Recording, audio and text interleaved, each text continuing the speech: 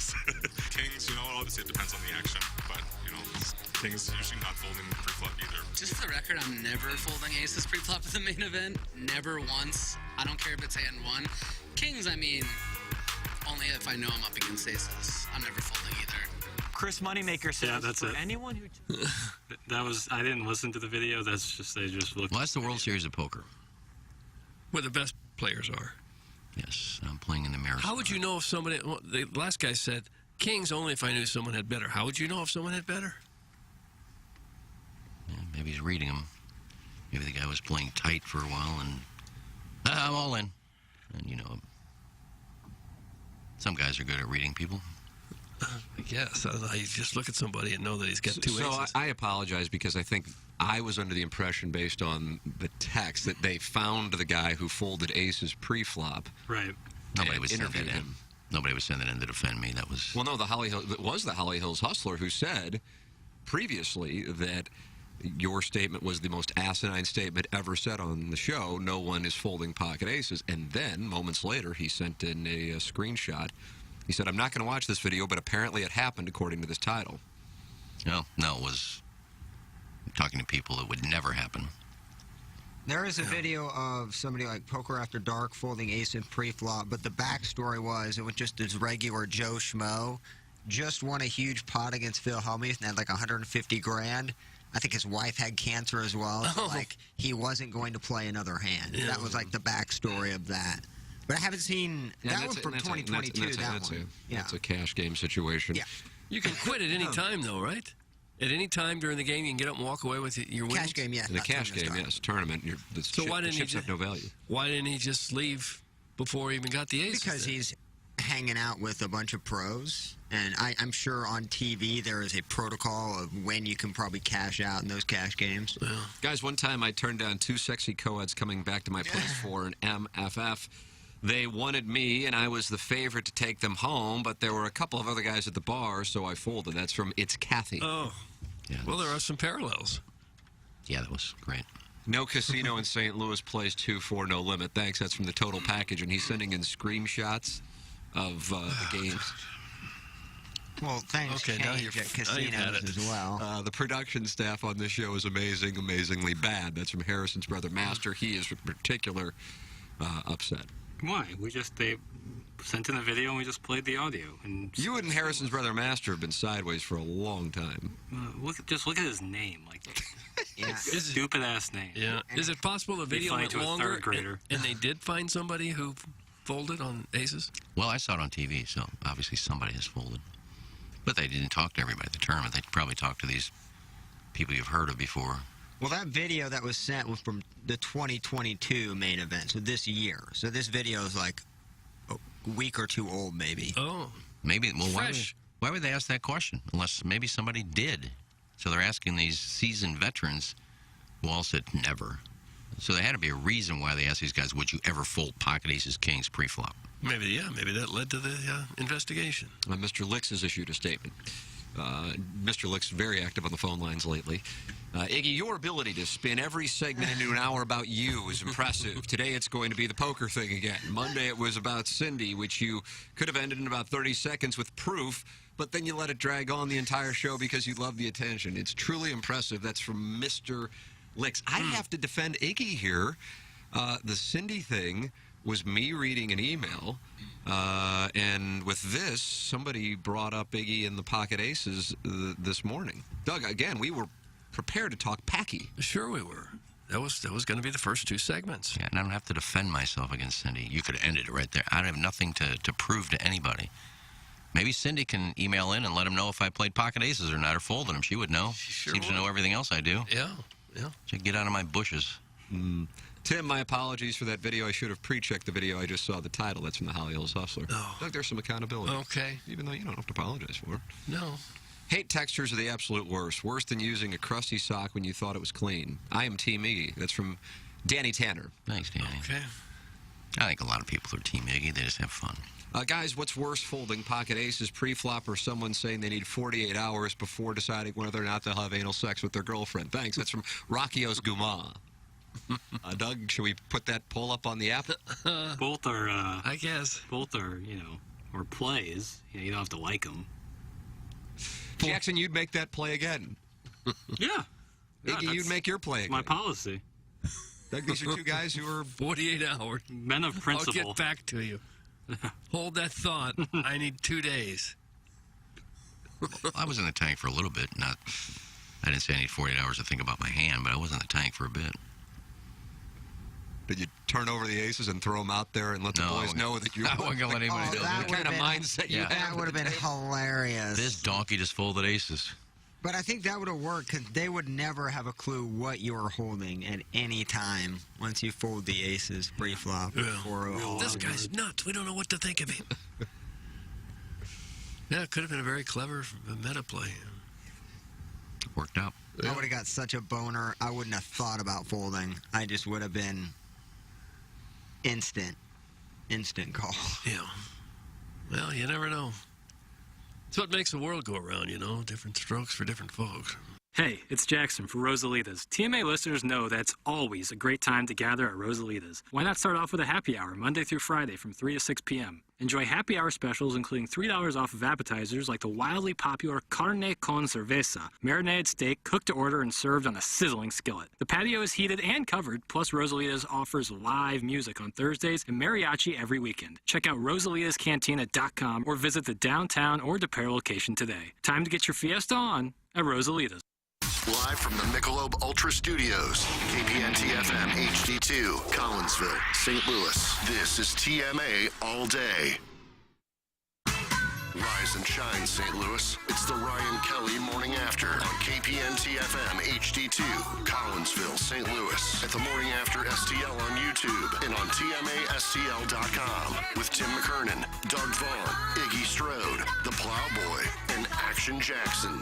707 in St. Louis, you're listening to the Ryan Kelly Morning After. Hello, friends. Welcome in to the Michelob Ultra Studios. It's the Munganess St. Louis Acura Alton Toyota, 7 o'clock hour. Timothy Michael McKernan, Douglas Elvin Vaughn, Kenneth Iggy Strode. The Plowhawk is on the ones and twos. Action Jackson is in the Horton Watkins Studios. And Doug, indeed. Indeed. Yeah, that's actually what I was going to say. North Texas won the NIT championship last night. You talk about North Texas at UAB and a fun little game at the NIT, which we're excited to host in St. Louis. You talk about opening day. But I want to get to this story to start things off tonight. What? Let's see. I went to Switzerland on a mission to have the gayest trip of all time. Oh. Zach Zane is back and talks about fisting. Oh. In Zurich, and I thought that would be the lead today. I didn't want to go around the dais because I felt like 3 people could possibly vote to lead with the Cardinals, or as Doug tried to force it on us, the mean green of North Texas. Why do you hate Kai Huntsberry? but I love fisting with Zach Zane more. Oh. So, It's virtually impossible. Excuse me, nurse? If he's going to Switzerland to have a gay outing, then you're fisting with a guy? Oh. You can't do that. Oh, yeah, you can. There you go. There's your answer. There's no way you get a fist up there. Your thoughts are welcome. Engineer Design Facilities text inbox 314-881-TMA5. We'd like to call in 636-9004-TMA. Can you get a fist up there? 636-9004-TMA. And then also, how about the Blue Jays' decision to pitch to Nolan Arenado in the bottom of the 8th? How stupid was that? Kisner was back there. Right. I couldn't believe what I was watching. You set up the double play, you set up the force out at home, you bypass one of the best hitters in the league, and you pitch to one of the worst hitters in the league. Kisner hit like 400 in spring training? He hit like less than 100, I think. .9097. But did you see how hard he was hitting the ball? He didn't hit the ball at all. Okay, I've got What different in information. the world was that? Velo was up. Yeah, exactly. Exit velo. And it was the first pitch, too, to Arenado, right? I don't think he could believe it either. He said, I'm swinging as soon as I see a ball because they're going to come to their senses here pretty soon.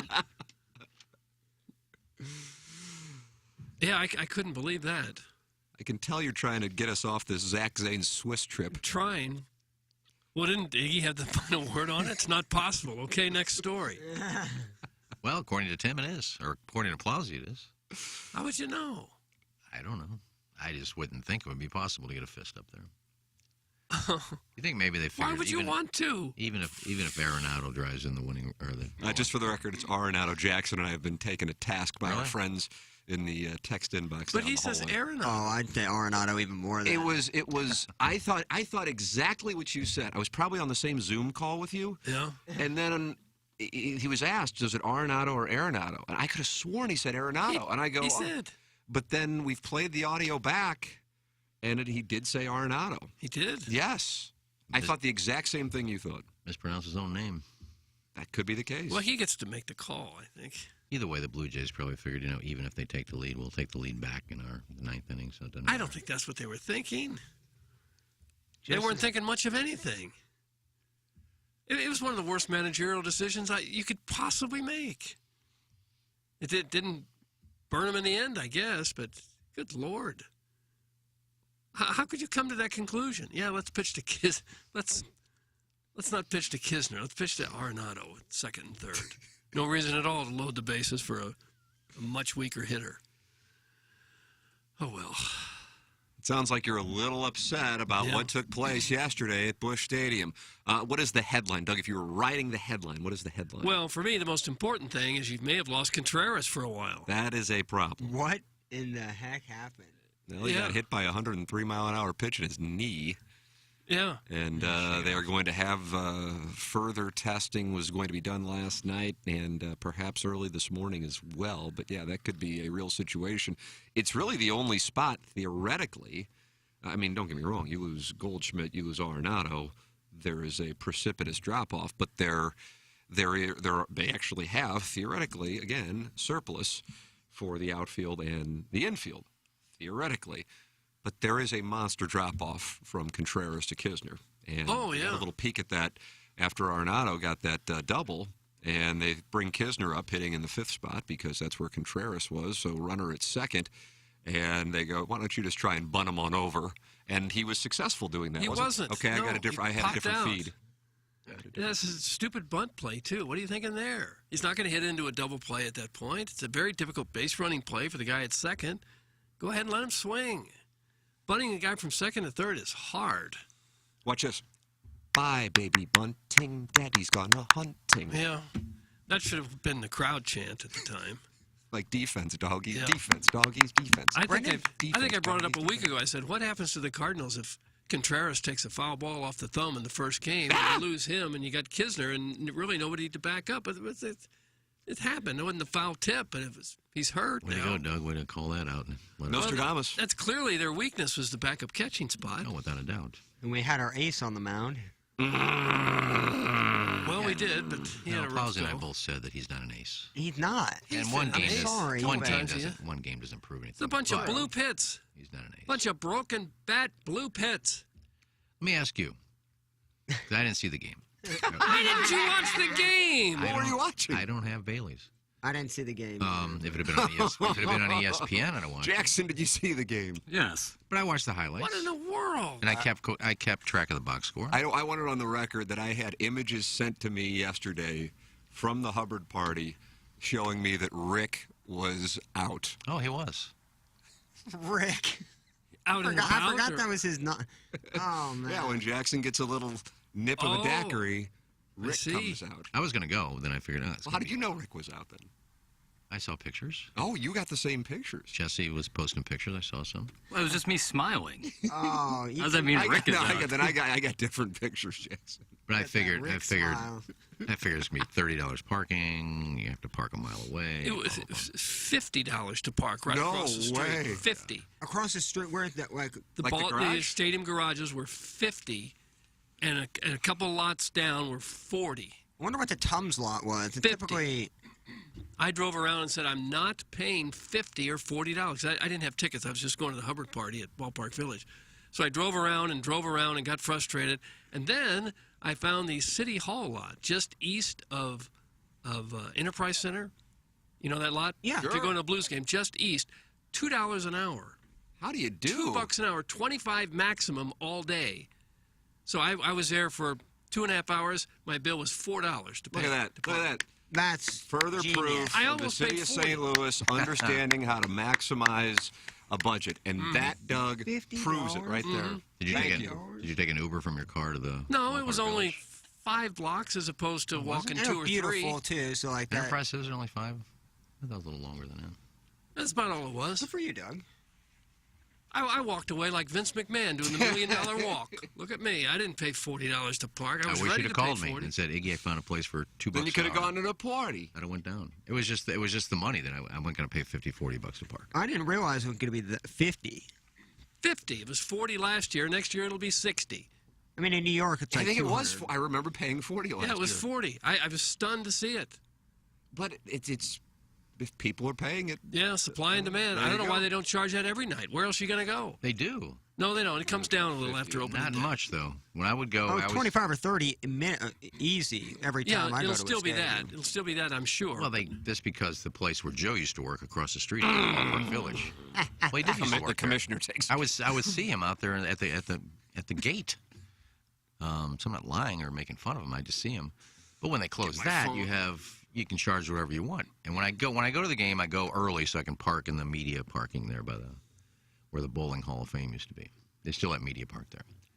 So I get there early, and I'd move by there, and there's cars pulling in there like 3.5 hours before the game. And it says $40. And I'm thinking, $40 to park your car? Oh, I hate that. Apparently, the first person in line was there at like 7 in the morning or 5 in the morning. For what reason? No, I don't know. I really don't know. Well, I mean, Ben it was- Hockman had a picture of like the person like laying down with her phone. Brian Huffman? Brian Hockman or Benjamin Hockman, excuse me. It was laying down, getting. Yeah, because like the person was kind of just relaxing. The first person there, so big deal. You can watch us on YouTube if you want. YouTube.com/TMASTL. I think we look like bad little boys who did naughty things at opening day all day. Who did you service? Text in 314-881-TMA5. Use the TMASTL app. We will get together in the Papal Conclave to vote today, Doug, for the Milagro Tequila Listener of the Month of March. And this is a big day for the state of Missouri. You have Beer Cats in January. He's in Illinois. Illinois. Yeah, it's hard to. Way in Illinois. And you have Natty Nate. Who's going to get it today? Is Buck Swope in there? Is Brian Henson from Indiana representing the Hoosier State? This is going to be fun in this Papal Conclave today. I have been public my support of Brian Henson for the month of March, but 2 other people will have to join me when we caucus. You like that when you use caucus? I don't mind it. as a I verb? guess. I don't care. I can tell you I got 2 in mind. I haven't made up my mind. Oh, wow. I got mine already locked in. Wow. Milagro Tequila, Listener of the Month. TMASTL.com is where you can sign up. And Munganess, the sponsor of the 7 o'clock hour here on the Ryan Kelly Morning After in the Daily Fantasy Sports Showdown. Iggy, play suspended yesterday because of rain delaying things, and I built my lineups based on different tee times, and now the tee time theory has been blown up, even though I put Matt Kuchar on all of my rosters. Did you really? I did. I thought he'd be too tired after last week. Too tired? Yeah, he made it. It's a grueling game. He got out of his pod. So he had, and a lot of his matches went 17-18, so I figured an old guy would be tired. Yeah. Well, how old is he? 44. 40 or something? You think he can't play golf? Yeah, but you get a little fatigued. Doug, you see how people get worn down in the back nine at the mentally Fan Page Club tired. Championship. Oh, Yeah. I realize the BMI could be a reason, but either way, it'll wear you out when you're competing at that level. You got back I don't sweat know. from people that are like putting on hole 3. Back sweat's not a Well, problem. it's a long par 5, and at that point they're lying 11. So I didn't check the leaderboard. And how many guys are still out on the course that didn't finish? Doug, I know you were monitoring the leaderboard yesterday No. while you were at the game and parking at City Hall. Yeah. What a leaderboard it is, a number of players I don't recognize. But Iggy, how is your squad? I had 4 guys in the top 10 when I stopped looking because I also had Fox, who was You must have 3. had Roberto Diaz or Ches Reavie. Anytime Ches Reavie's top 10, you know. No, I had Bo Hostler. Bo Hostler's 1 under. Yeah, all my guys were 1 under. And at the Wow, time, well, then you're hunting. At the time, it was 10th place, and then later on, it got to be like 15th, 16th, 20th. I don't know. Doug's up 2 points. Yeah, I got Fox. I don't know what he ended up. He was Plus 3. Yeah, Oh, that's a problem. he's another guy that got mad because he lost his pod last week. Oh, he's probably tired, too. No, he's not tired. He's just pissed off. I am tired. Doug has Court Connors.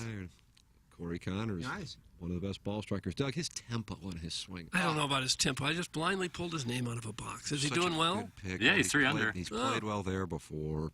Either way, Munganess, stlouisacura.com and altontoyota.com. Work with the great Jamie Burkhardt, Clayton Patterson, and Peter Munganess. Guess who I saw yesterday? Clayton Patterson and Peter Munganess. Oh, did you really? I did. You're amazing. They come pick you up at the airport? They did not. The flight, Doug, was delayed. We arrived at, do you call it FLL? No. Fort Lauderdale International? No. At 4:30. I have a 1-year-old, I have a 5-year-old, and the flight was supposed to take off at 7:15 Eastern. Flight did not leave the ground until 10:35 Eastern, so that gave us a good 6 hours to get to know each other in the airport. And then since my younger son's sleeping schedule usually goes to bed around 6:30, so he was screaming the entire flight. That built my equity with those returning to St. Louis. I bet it did, yeah. And we landed around 12:30 in the morning. So Why was it delayed? I just assumed there was. I saw there was weather to the north, like across Ohio, Pennsylvania, New York, but they said it had to refuel, and I'm going. Isn't that about a 15-minute process? Yeah, and shouldn't he have done that when the plane landed? I don't know, but it was delayed initially. Either way, whatever. So I just don't like delays. I want a reason why. I hadn't been. I just assumed that, and I think yesterday my wife said that it was delayed because of fuel. What the hell? I just figured there was a chain reaction of events. In the You hate north. it when they forget to put the fuel in. You would, yeah. I'm glad they did tend to it. Yeah. So either way, I saw Jamie and Peter Munganess yesterday, or I saw Clayton, and Peter Munganess yesterday. Communicated with the great Jamie Burkhardt. I got an email from somebody, and I forwarded it to Jamie Burkhardt, raving about the customer service. Here we go. Let me read this, because this is just our drives at home. Good afternoon, Tim and fellas. This was sent to the, whatever the hell, the app. Use the app. You can message us via the app. I've been a listener since the grind days and always try to use the sponsors when I can. However, this last experience was above and beyond my expectations. My wife was looking for a new whip, so I used the Muckety Muck phone number. Doug, and that, what is it, 314-252? 0029. There you go.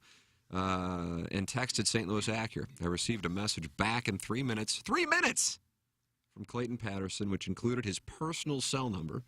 We lined up an appointment, met Clayton and Peter, and she fell in love with the Acura TLX. Oh, man. How do you do, Plowhawk? What a car. We left yesterday afternoon with the new car and can tell you my wife and I have never experienced a car buying experience like this. No pressure, laid back, great guys, and in and out in no time. Just want to tell you from someone who is one of the silent TMA cult members that St. Louis Acura is truly amazing. So refreshing to know when the radio personalities you listen to are truly standing behind an amazing company and not just reading the script. Thanks again and love the show.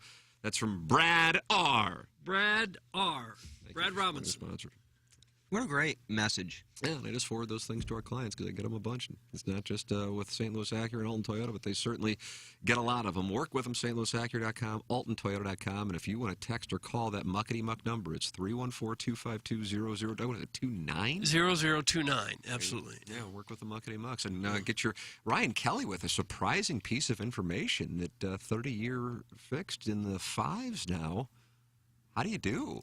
How do you do, right, as homes start going on the market at this time of year in St. Louis? A little nice piece of information. DougTheHomeLoanExpert.com. Well, that's who he is.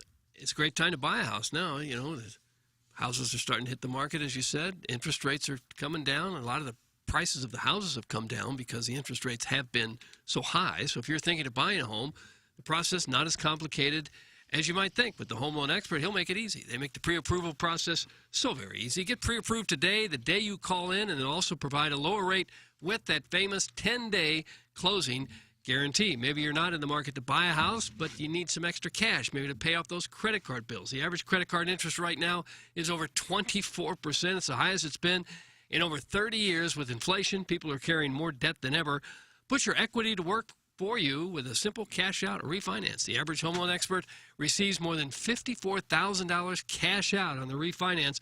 Pay off those evil credit card debts. Ryan Kelly can show you how to do it. Get your financial house in order. That's the homeloanexpert.com. Thank you so much, Ryan Kelly. We also know him as Sir Mortgage. Yeah, that's right. He has been knighted. Call into the program. Be a friend of the family. Your opening day experiences. What we want are stories of sapphic play. On a beautiful day like yesterday, I would imagine The Greek goddess of Sappho's was everywhere in St. Louis. And just call in and share those stories, 636-900-4TMA. You're also welcome to text in the Engineer Design Facilities text inbox, 314-881-TMA5. And, of course, email in for our design, air, heating, and cooling email today, the morning after, at InsideSTL.com. The morning after at InsideSTL.com. Email in and see if you can catch Ghost Rider to the stars. The only person who can do it and force a sudden death playoff, Buck Swope. Ghost Rider to the stars has 5 wins. Buck Swope has 4 wins. And that is how it looks as we head into the final day of the month of March. Whoever wins today gets 2 reserved VIP seats to see the movie Air. Advanced screening on Tuesday, April 4th, 7 p.m. at AMC Esquire 7. And we also have a TMA app contest going on where you can win a $50 gift card to Brush Creek Valley Farms just by registering on the TMA app. If you haven't downloaded the app at this point, you're a damn fool. I'm sorry. I felt like that might have been personal. What's wrong with you? But but at this point, the thing's so good. Why wouldn't you download it? And you can listen to shows anytime you would like here on the program.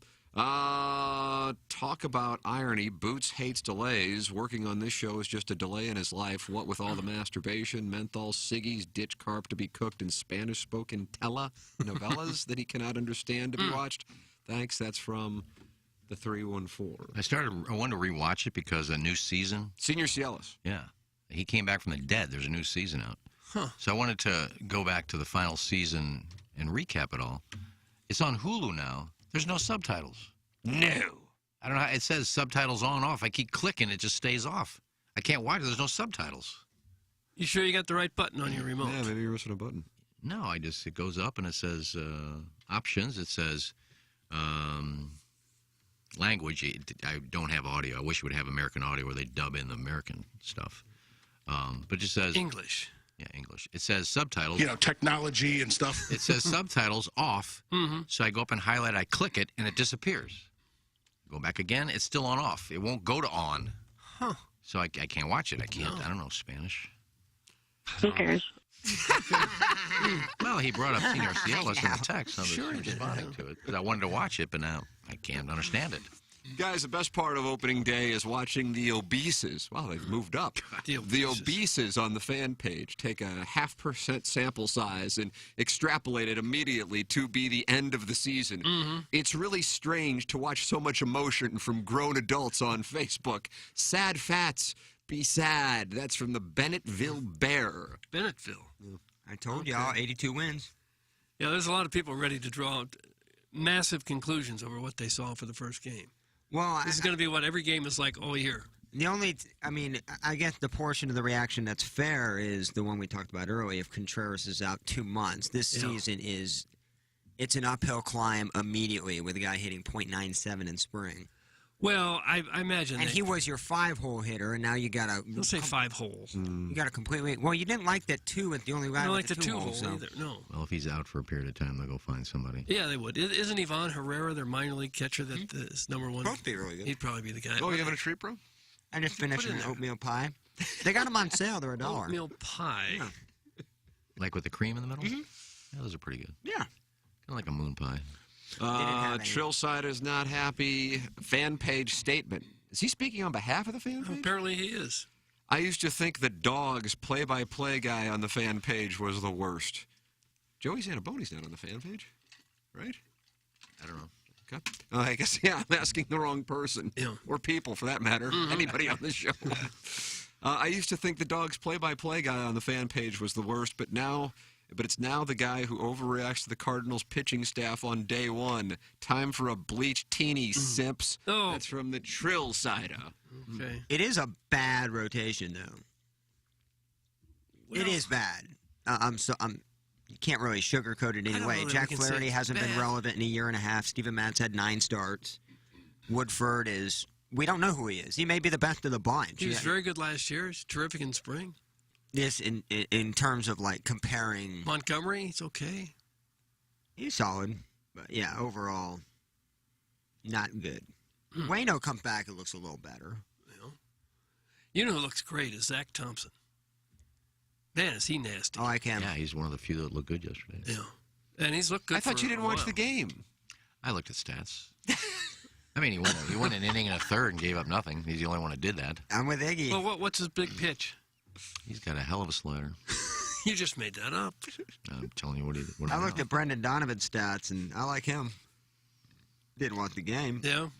But so I mean, everybody in the just look lineup at the did. stats and say Brendan Donovan's the best player. Saw that he competed. Yeah. He was hitting the hell out of the baseball, too. He should have had, I don't know if should have, but he hit the crap out of one, and Springer made a nice play in right, in addition to his home run. I mean, you do, to take it, if you want to do the one-game extrapolation into a monster sample size season, I thought this before the game even started. If guys hit to their median or get closer to their ceiling rather than, say, O'Neill last year, which was closer to his floor, although I would tell you 2021 was more of an outlier based on his career numbers. You look at that lineup, and it's almost like they have two different lineups where you can have a cleanup hitter at the bottom line. If Jordan Walker's your eighth hitter, that's pretty damn good. In addition to Nolan Gorman, who I know is, not necessarily people were real excited about last year, even though he certainly put up a hell of a lot of home runs combined between Memphis and St. Louis. And then Tommy Edman, it's like it's another turnover into setting the table with the top of the order with Donovan and then Newt Barr yesterday, and he'll probably flip-flop in the 2 and the 6 spot, depending on, then you got a right-hander or left-hander on the mound, and then you go into the Goldschmidt, Arenado, ideally Contreras. And then O'Neill, who hit a home run yesterday, and then it's Gorman, Walker, Edman. I mean, that again. The guys have to fire on all cylinders, but that is an imposing lineup if these guys can do what. I mean, they all have legitimate high ceilings all across the board. That's a real thing, but it has to happen. It has to happen. And keep in mind, on the other side of it, with the rotation, they were going up against one of the best lineups in the game. Yeah, that Toronto lineup is nasty. Yeah, I mean they got some hitters. So what do you have? Springer, Bichette, Guerrero, top three right out of the gate. Dalton Varsho's kind of flies under the radar because he was at the Diamondbacks and he was an acquisition, catcher/outfielder, more outfielder this year with Kirk hitting sixth. But that is a damn good lineup. Now, Miles Michaelis was not having a good start, and that was one of the discussions. Is he really an ace? I think if you look at most major league rotations of the teams that are competing this year, and I know about 17 are not, but he probably wouldn't be their top starter. And so that gets into the question mark of the Cardinals for 2023, that if the offense box is checked, and it hasn't been checked in a few years, truly checked against non-NL Central teams and non-bottom feeders, then how are you going to navigate the postseason if you don't have an ace? Last couple of years, the Cardinals have been spending their top picks on position players, home run guys. Gorman and Walker. Wynn was a second-round pick, I think. Maybe not a home run guy, but offensive players. They haven't really taken that first-round big-arm pitcher for a few years now, I think. Well, they take college pitchers. If they any pitcher, if I'm not mistaken, right? They typically don't dip into the 18-year-old with a high ceiling, usually at the 21-year-old junior or senior. Is that usually. Thompson being the... He's probably the last one they picked really high. Yeah. I mean, they've had some busts in terms of, offense. I mean, Delvin Perez, you have Plummer, Ramsey. You had a couple of those guys that didn't... Yeah. Well, wasn't Carlson a first-round pick, too? Yeah, and you could name a ton that actually haven't really panned out, too, yeah. Hi, genius. That could be any of us. Right. Genii, you should have said. That's the plural, Latin. Excellent analysis. This team is winning 83 games. Why, you ask? Well, I don't know, because I was too busy ripping bong hits to hit the on button on my remote lying directly next to me. Fantastic. Take a lap. That's some Dale Esteban. Now, Bally doesn't work on my TV. I have the app, I have a smart TV. I'm blessed. Now, somebody financed messaged me that yesterday. over 10 years. Finally got that. I'm kidding. Guy messaged me yesterday and said he just got Spectrum streaming. It's 500 download speed, introductory rate 115 a month for 3 years. God.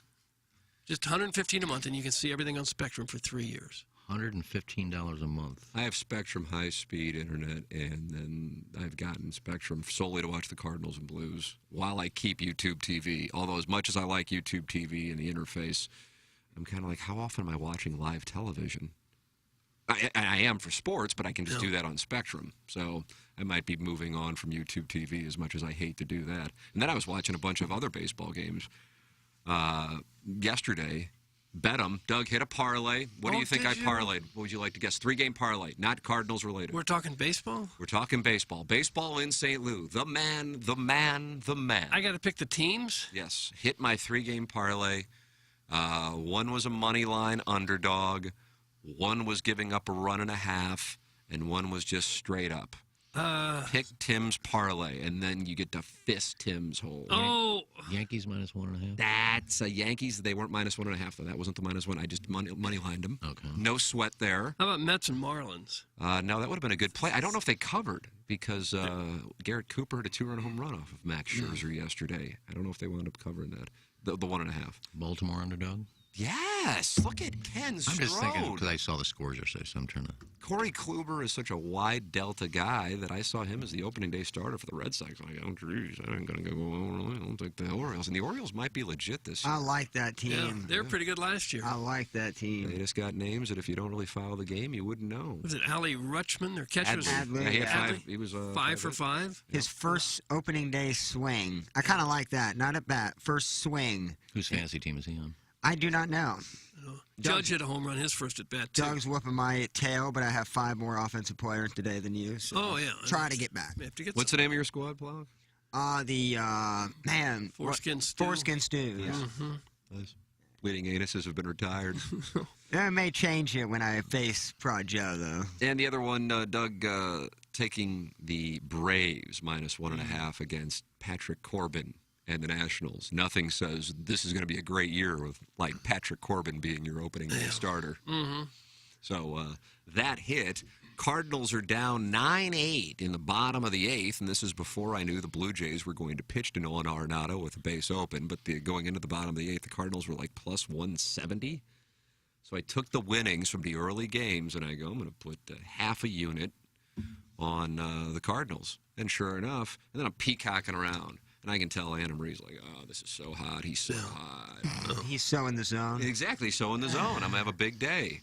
And then out comes Helsley, and it's a little reminder of October of 2022. Yeah. And how do you do? I'd had a really good day if the Cardinals had won. You bet, too? Yeah. I got a friend who lives in Illinois, so I just tell What's him that got to do with you betting? Well, because he a can. friend in Illinois. He can play DraftKings. So I just tell him what I like. He bets it, and then I just pay. You got a runner. Well, You got a guy in Illinois. He's in Illinois. Yeah, I mean, usually runners are guys in Las Vegas who've been banned by the sports book and are betting I have millions a bookie, but he doesn't take the prop bets. But my 2 prop bets were I had over 7.5.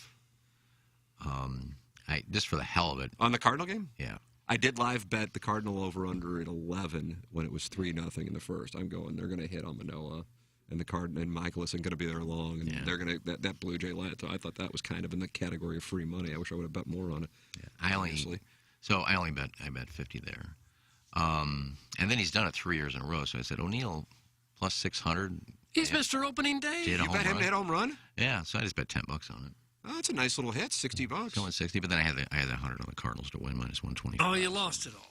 It'd have been a great day if they'd have held on. Quote, I have a friend in Illinois, sick flex wrinkles. While we're bragging about stupid things, I just put shoes on. Thanks, Brian Henshin. Well, I didn't say Beer Cats is your friend in Illinois, right? I think I'm bragging. Beer Cats is your runner? No. Well, he's a friend, and he's in Illinois. He's not even a runner. He just doesn't on his phone. You live in Illinois, you can do that. I can do it if I want to go across the river and make a bet and come home. Why don't you just do that? Because I don't have to. He lives there. Got a runner. Hey, Tim, look at me. I'm cool like you. I'm cool just like you. I bet, too. Hey, Tim, I bet as well. See, I'm cool just like you. Put this orange wrinkled sack to pasture. That's from the old Fallon man oyster. Look, dude, I was a bookie when I was 18 years old. Don't act like Statute of limitations is not up. A young bookie. That is a humble brag if I've ever heard one. I act like I've never bet before. Look at me, Tim. I bet. Gee. Guys, I'd be curious to hear Plowboy recite Baltimore's lineup since he likes the team so much. This is from a caddy at Belle Reve. His name is Stan. I don't care. I can stand by my statement. Yeah. They won 80-some-odd games last year, didn't they? Yeah, they were in the race right till close to the Yeah, end. so suck a... Yeah, that. Dude, I know this team. I know this ball club. Nice. They got two of the biggest Well, they young have Cedric prospects Mullins, was it? Cedric Mullins is Yeah, an outfielder. there you go. I'm not using my phone. Rutschman and is it Gunnar Henderson is also like Yeah. the number one prospect in baseball, third baseman. That's the main reason why I miss fantasy baseball is because I keep up with baseball. If I'm playing in a fantasy league, I can name every player on every team. I keep up with the stats. Yeah, I'm not playing. I don't care. Well, so why don't you play? There's no league to get into. He's been banished from our league, Doug, as you know. Yeah, Joe's putting the word out of other leagues too. I can't get in those. Did you try to get back into our You're league? being blackballed? Yeah, he's got me blackballed all over St. Louis. Really? Well, Plowsy was in the drug league one year. Or was that football? No, no one paid in that league either. Yeah, We didn't I have a league safe set up, so that's always where the issue lies. That's the good thing about Prod Joe's league is you do have to pay to play. I won the drug league. You did win the drug league. Oh, nice. I got paid by 2 people. Yeah, 2 people paid him. Out of 14, I got paid by 2. John Lithgow's Harry Henderson is furious. It's really hard to listen to these two schmucks talk about stuff they don't watch, like they actually know what happened. I don't care at all about the Cardinals and who watches, but then to get on the radio and act like you know your stuff. Jesus! Oh! It's from John Lithgow's Harry Henderson. You do realize we're on HD2. We're not even on radio. Right. Me and Iggy actually are just talking to ourselves right now. And you think I can't really break down a game without looking at the highlights and stats and who did what, and then I look at the highlights and I see, I could tell you that 2 of the runs that Hicks gave up probably wouldn't have been runs if they still had the shift. Nice. Just by watching highlights. Mr. and Mrs. Broman, lovely people. They have a lot of horses. That's one of their horses. That horse has been a favorite of mine, and I've been very lucky with that horse. Stop saying horse. So you're not going to be able to watch a single game all year unless it's like on ESPN or Unless something? it's ESPN or Game of the Week or something. And you're okay with that? Yeah, I don't care. If I had to do Balloon Party, I guess I'd probably have to do it, but I really don't have to talk baseball here if I don't Well, watch we it. talk quite a bit of baseball. Yeah, and I threw in I didn't watch the game yesterday. I threw in, I thought, some good stats there. But let's say I create a game. Other than asking someone to get coffee on their vacation, I can't think of anything more annoying than making bets on behalf of someone else, especially since you don't pay your lost bets. You can be a man, Ken. You should be blackballed. You don't pay your bets. That's from Harrison's Brother Master. And what bets haven't I paid? Harrison's Brother Master, Yeah, call you in wanna light me, 636-9004. TMA. Stephen Wildwood, big day for him with being a resident of One Cardinal Way. What a day. Drunk AF. The people who parked at the top level of Stadium West Garage were still trying to get out when I passed out. Oh. Nice work, Joe. Also, Martin was doing a live shot in the dark from the 8th floor of our building in the 9 o'clock hour. You have quite a little industry. That's Steve in Wildwood. God, I feel bad for Martin. Oh, this Really? is What do you think they told him? Get up to that 8th floor and do a live shot. this is when what news like the whole newsroom during opening day. You just get raised the rate. MF'd if you don't wear red. Now, granted, it's by a sound-off rider, but still, either way, you better wear red. That's brutal, man. We did by texters yesterday. None of us wore red. Yeah. I didn't even think of it. And I don't have a lot of red shirts. I wore one today. Yeah, we to both kinda wore one today. You're a day late. That's the day off. Yeah, we didn't wear it. I didn't think about it. Yeah. Doug, this question was directed specifically for me and you. I don't know if you will take questions or not. Well, if it's a reasonable one. All right, I think this is reasonable. Tim and Doug, how worried are you about the Contreras injury? 314. We did talk about that at the top of the Munganast Hour. It is a real concern. It's outside of the rotation, which has concerns whether people are healthy or not. The Cardinals are truly leveraged at catcher. Not to say that you wouldn't be leveraged if Arenado or Goldschmidt went down, but there are players who immediately could fill in, and I don't know if the drop-off would be as precipitous as the one that you would have with Contreras to a guy who hit .097 in spring. Yeah. Yeah. Well, apparently it's bad enough that they're going to have an MRI done on it. Yeah. And if it's right on your kneecap, it could hurt and you could be, really stiff for a few days and then be just fine. Or as a catcher, it could bother you for a long time if there's really something in there. Yeah. So we'll find out today, I guess, when the MRI comes back, just how serious it is. But they have, obviously, outstanding trainers that will do everything they can to get him back as soon as they can because he's one of the more important players on the whole team.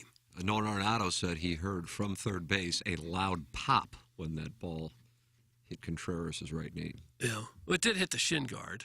That could have been what he heard. Hopefully that's what he heard. Yeah. I wonder if Yachty stayed in shape. You think he's going to come back? Like Jordan. That would be pretty dramatic. Well, it's an emergency. I would rather get a. I'm sorry, no offense to Yachty. Yeah, you need some offense, man. You can't have a guy hitting 190 and your backup's hitting .9. You need some sort of pop, or a young, somebody in their 30s, early 30s would be great. So I love Yachty, but there's no way. I said that kind of tongue in cheek. We got an accusation here. I don't know if it's real or not. Iggy owes me $250 for not watching 5 minutes of the first Battlehawks game, but I will accept free mentions on his Trash Fish cooking show for sad divorcees. That's from the Birthday Hawk. What? Is your fishing show exclusively for sad divorcees? How can I bet somebody something I won't even have proof of it? Yeah, I'll bet you $250 you don't watch 5 minutes. Okay. Be honest with me. I didn't watch any. Oh, I guess I owe you. I don't know who watches my cooking show. But even if you're not a sad divorcee, you can still watch the show. Right? I don't think there's any divorcees watching my show. How would you know? Well, I know a lot of the people. I think they're still married. Are they sad? Yeah, take out most of their wives. Oh, you've been out with them. Guys, I heard Prod Joe forgot to wear red yesterday, so he picked a scab on his ass. Problem solved. That's from the 314. Damn. No. No, you can be off this show for more than a decade and still get hit. Same stuff. Same lines. And that's the one thing. 10 years later. He had to have known at that time that this was going to be a running joke. Yeah, you never know what's going to stick with you. You think he's sitting in the gym and he hits his tailbone and starts bleeding. He goes, I'm going to be hearing about this for 12 years. Probably. Morning, guys. I really enjoyed Chip Carey on the broadcast. That's from the Va Smasher, which is in the 815. Where's the 815? It didn't seem the same without Dan McLaughlin. Definitely not the same. I thought he did good, though. Yeah, but Chip Carey, he's obviously a pro. Yeah, he's very good. Tennessee? Quad Cities.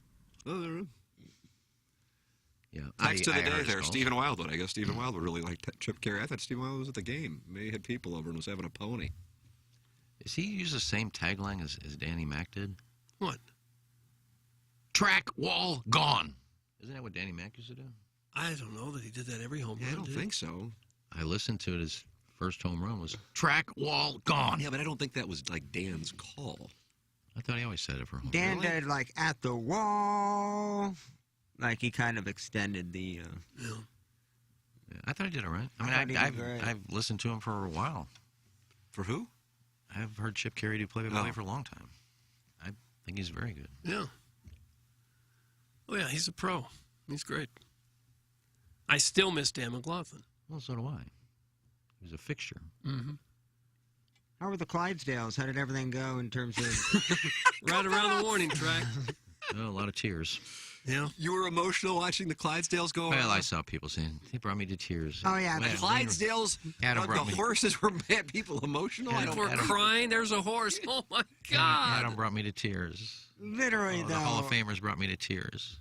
These Clydesdales will just tremble any overweight Hoosier adult in the South County area because it was pretty dramatic on Twitter. It was. Yeah.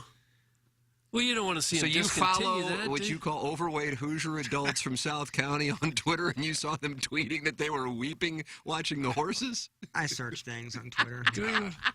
I know who to follow. Is that how they describe themselves? You know, because I think I have Brentwood Hall of Famer, Interviewer to the Stars. They don't have co-host this. I never put sad, fat, who cries at ball games over Clydesdales. Follow me. I love the horses, and Clydesdales are phenomenal up close, but like I've never felt like I've gotten almost to crying while seeing one in any situation. I've never cried at a sporting event anywhere. God, that's a nice question. Have I cried at a sporting event anywhere?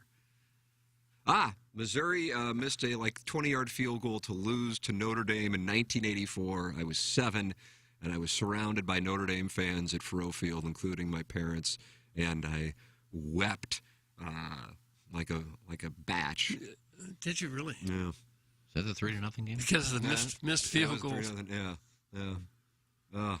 I'm proud of that. I don't ever have. I think I cried when Bjorn Borg didn't win his 6th in a row at Wimbledon. Now, why would that bring you to tears? Why? I was a what a heat check. I was a huge Bjorn Borg fan, like my idol. I'd get up every Wimbledon, the finals, at 6 o'clock in the morning. We sit in front of the TV and watch.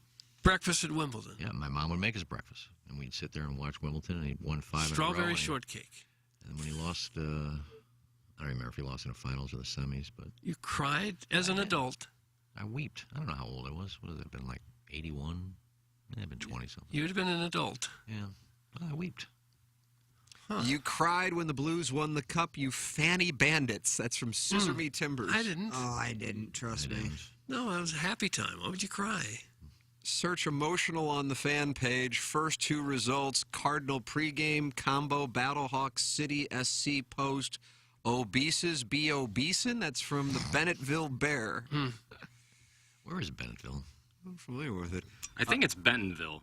I think But it does say Bennettville in the text inbox, right, Jackson? It says Bennintville. Bennintville. That might have been poor spelling on my part, but I'm almost positive it's Bentonville. Yeah, there is a Bentonville. I never heard of Bennett. Heard of Bennett Springs.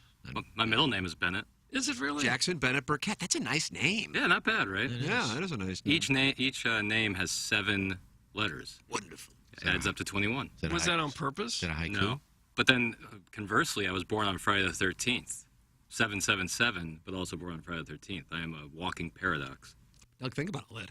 I don't know. I think you're overthinking There's it. a lot going on there. I think you're underthinking it, bro. Got a question here, and I don't know if I need to overthink it, but hey, Tim, are you home yet? Wifey really needs to fill her cavities, my man. No. She's been jonesing for a month.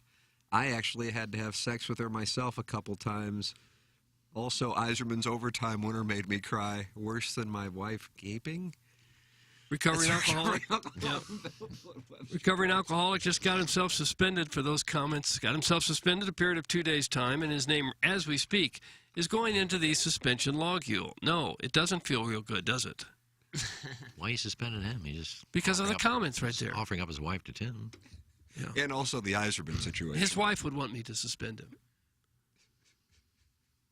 Nathan from the east side of Alton. And Jackson, you think he might be on your list, but he's somewhat humorous, so you don't mind him? How does this work with him? Yeah, you summed it up pretty nicely there. So this is the show. 2 dopes hijack the show to talk about a game neither dope watched. And one dope doubles down with a comment on how great the Orioles are this year, yet this dope can't name more than one person on the team. Also, whatever happened to that weekend music show the old guy claimed he was working on? He went on a 2-week sabbatical, and any information about that show has vanished. Nathan, Eastside, Alton. I don't know. I put a thing together, and if they're interested, let me know. Yeah, they should let you know if they are. Well, I'm sure they're not going to start it and not tell me. No, they wouldn't. Where were you Saturday? Yeah. Show started. Huh. Out of my hands. Okay. That's your question? Yeah. We will take more from Nathan from the east side of Alton and can load up the phone. So far, I don't see any calls on stories of Sappho's yesterday. I would think on a beautiful day yesterday, it's kind of a holiday in St. Louis, I would think that there had to be something doing. Jackson, did you witness anything? Like in the Sappho's department? That's correct. No. Where would you witness it? Just right out in broad daylight? What, you think they do it in the shadows of darkness? Why would they hide it? Amen. Thank you, Iggy. Because it's against the law. Against the law to make out in public? Lewd behavior. Just to make out? The law. PDAs? Well, you could kiss, I guess, but you couldn't take your clothes off or anything. Well, I don't think Tim said, was there any naked Sappho's? Yeah, just a couple lasses in sundresses saying, hey, how do you do? Your skin is soft, huh? I don't think anyone said that. I didn't see any of that, but... Did you stay out late? No, I mean, I left at 4:30 or so. Oh, wow. Game still had 2 hours left. Well, the thing ended at 4, technically. Like, people were lingering around, but it ended at 4, so thought best to just clear out. Did you have your own, Hubbard have their own little area, or did you have to mix in with everybody else? No, they had their own little area. It was a shark bar. Yeah. Oh, okay. It was It was nice. fun. Yeah, it they was always fun. do it. Oh, I knew it would first be rate. fun. I was talking to Jesse, and she said, just Uber it. I said, Ubers are expensive when it comes to like events. I feel bet, like they yeah. upcharge. I bet there's thousands of people wanted to Uber to Busch Stadium yesterday. And then the issue is when you got to go back. Yeah. Getting down there is not a big deal. And everybody wants to leave at the same time. Aye. Ubering home from the Blues game is the biggest headache of all time. It's the biggest headache of all time because you have no idea where they're going to pick you up from. And they don't have the scooters anymore either, do they? Well, but I can't. What am I gonna scoot across? You could almost South City. scoot back to the hill. Can I scooter to Maryland Heights from downtown? I wouldn't do it. No. PDA is a clear sign of relationship issues. That's from the Hunchback of Vaughan Castle. I'm not talking about people married for 25 years who are making out at the ball game. I'm talking about. That'd be a match made in heaven there. I'm so glad you found each other. And who wants to see that? I'm talking about just random, let's say 24-year-old, slightly intoxicated, has been fantasizing about skin that is soft like hers. I don't think That's so. what I'm talking about. No. I'm not talking about somebody in a relationship problems you know about when somebody posts on Facebook about them. That's how you know there's a relationship problem. Yeah. I saw some Sappho's, but they said it had nothing to do with opening day. It was more because Tim was coming home. Doug, that's from our coworker KG in O-Town. I had no idea the women were making out because I was coming back to St. Louis. I don't think they're that good at sports. But it's always nice to hear from a full-time coworker. Amen. Were those two making out in the helmet nacho line? Wouldn't that be sick? You're two people away from getting a helmet nacho and just start making out with the person next to you. Is there really anything you can get at a ballpark that's not really fattening in terms of walking up to the concession stand? Is there anything that would actually be good for you? Doesn't Shaq have a chicken place up there now? Yeah. Yeah. Doesn't he But have even fried chicken, Oh, yeah. Well, It I doesn't had have to be donuts fried. I think as he's your got bun. I think he's got a broiled chicken sandwich. Is that what it says in the broiled chicken sandwich? Well, it's not all fried chicken, is it? Wouldn't it be grilled, not broiled? The Mets came out with single-handedly the greatest menu of ballpark food in the history. What do they have? Well, they released it all. I can't. There's a lot of sweet items. You can just go check it out for yourself. I forgot what they're called, but it's pretty phenomenal. I think Freddy's Burgers has a thing at the ballpark now. Double cheeseburger and fries. Damn. That's good for you, Doug. That's not good for it. It's extremely fat. Oh, no, they take the grease off it. They don't. I mean, you couldn't go up there and say, hey, I'll have the fresh carrots. Well, what do you want? Helmet broccoli? I just wonder, there has Ranch to be all over. there has to be some treat that is somewhat healthy and just not fried full of fat. So like the little grocery store mart style. That's a good I call, do believe Pog. they have a deli sandwich. They have that at Busch Stadium. They have one at Enterprise. Yeah, they It's do. like they have a little wrap Busch. too. Little wrap Yeah, for you could do like a chicken Caesar wrap. You could do. That's better. So go find that one stall. You're going to pass like a ton of pretzels and helmet nachos. I know. Pretzels. I just wonder if people would eat better if they had more options. Probably not. No, there's no way. If you put a veggie stand, that thing would just rot. No one going. I mean, there. you can't get an apple or. You can bring one, can't you? Yeah, you can bring an apple. You can bring all this. Well, you stuff could bring a if you want. hamburger too. You could bring nachos. Well, why don't you? Think about that. Can you really do that if it's in a bag? Sure. Yeah, it's see-through. I need to start doing that. My friend brought his 20-year-old UT student girlfriend over for the game, and her shorts were so short, I think it made my wife uncomfortable. Oh. But she did say she had a crush on Tommy Edmonds' wife, and I found that to be hot. That's from Josh Bob Bill. That's probably coming from Tampa, because I know he's a Tampa resident, in the same building as Keisha Gray.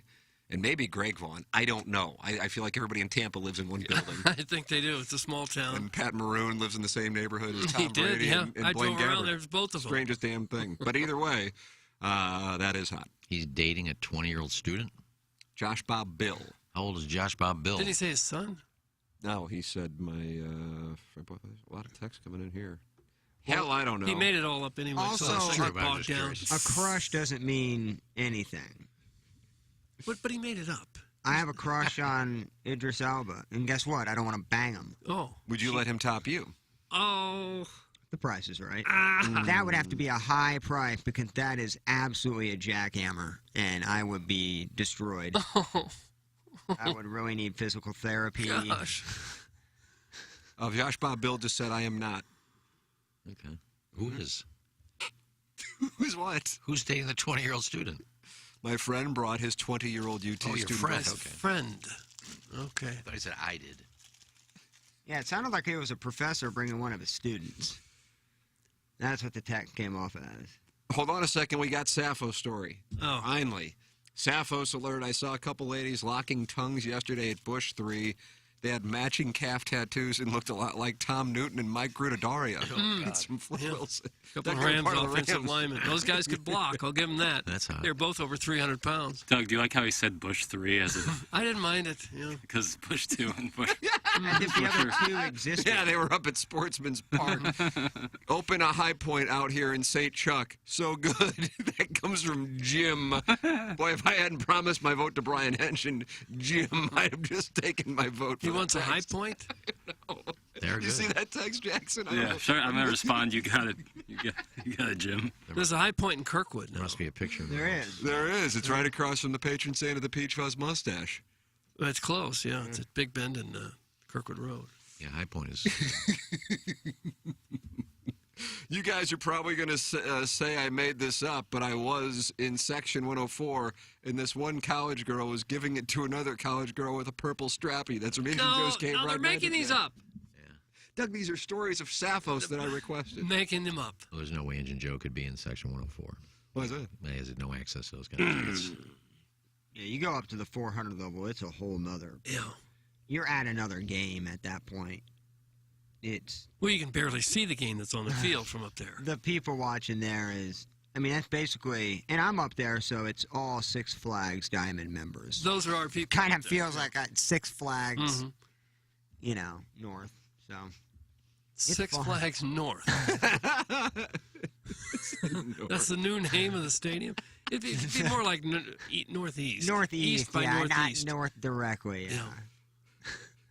But I'm talking strictly the 400 level. You get the green seats, you get the private suites. Yeah, those are another thing. But you just sit up there, making those walking up those ramps to get to your seats. Oh yeah. See a lot of people keel over and have to get picked up by the golf carts. Have you seen some of that? No. They do have elevators. I don't think I've ever sat that high. Oh, it's fun, man. Well, why haven't you sat that high? I don't know. I just don't. You've think never had a seat in the upper deck? Maybe once, I think, for a playoff game. I took a girl. It's not great. No, not I mean, great. and plus we were dead center field. Oh. That's the only time I can think. You're talking about Bush 2 now. Yeah, Bush 2. Oh yeah, those were dreadful seats. Dreadful seats. Now, what about? Wasn't horrible for What football. about for the playoffs? You ever sat up there, like a playoff game? Oh, I've sat it way up at high at almost every stadium. Yeah. It's not even in worth town.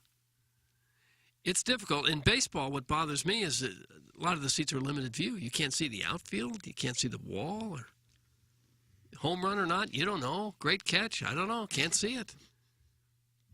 I can't believe they still design stadiums where there's a blind spot from thousands of people in the upper deck. Mr. Lick says, I've become somewhat stuck up with Cardinal games. I don't go unless I have green seats or a box. Thanks, Mr. Lick.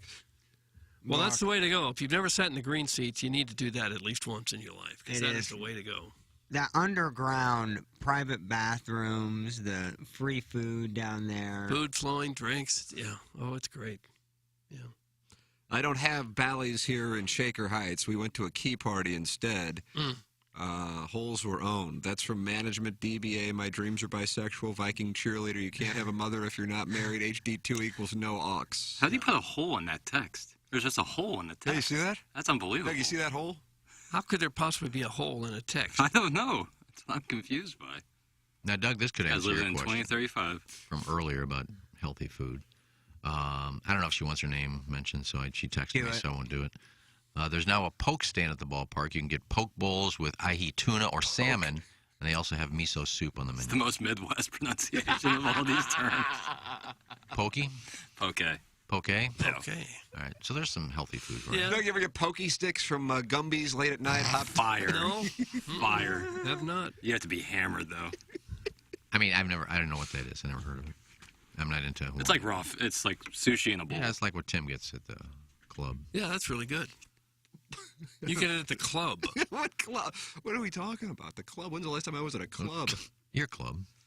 Oh, where I Sushi. play golf? Yeah. Yes, I do. I like sashimi. Doug, protein, Uh-huh, no yeah. carbs. Yeah. It's good. It's, yeah, Flock and I, we're sushi guys, Doug. I am now too. Oh, welcome to the I show. got a taste of it in Loved that. Jamaica and loved it. That thing was so good. Yeah. That place we went to. I've been to Schnucks and Deerbergs and bought sushi several times. God, well, you're not even really tapping into the good stuff. Oh, I'm sure. Wait till you I'm get the not, yeah. good stuff. Forget about it. Go to Imperial, Doug. I'm telling you, make that journey, dude. You're already halfway there. I've got a Tokyo sushi place real close to my house that I've never been into. I can't imagine it's very good. I don't see I don't many people know. in there, but I'm close to trying it out someday. Try the mobile on the run sushi's pretty good. That Jamaica, I would go back in a second and I would eat soy twice a day. Because you can get a bunch of Soy, different that stuff. was the You can get name the of it. sashimi. Oh, yeah. That was quite the setup.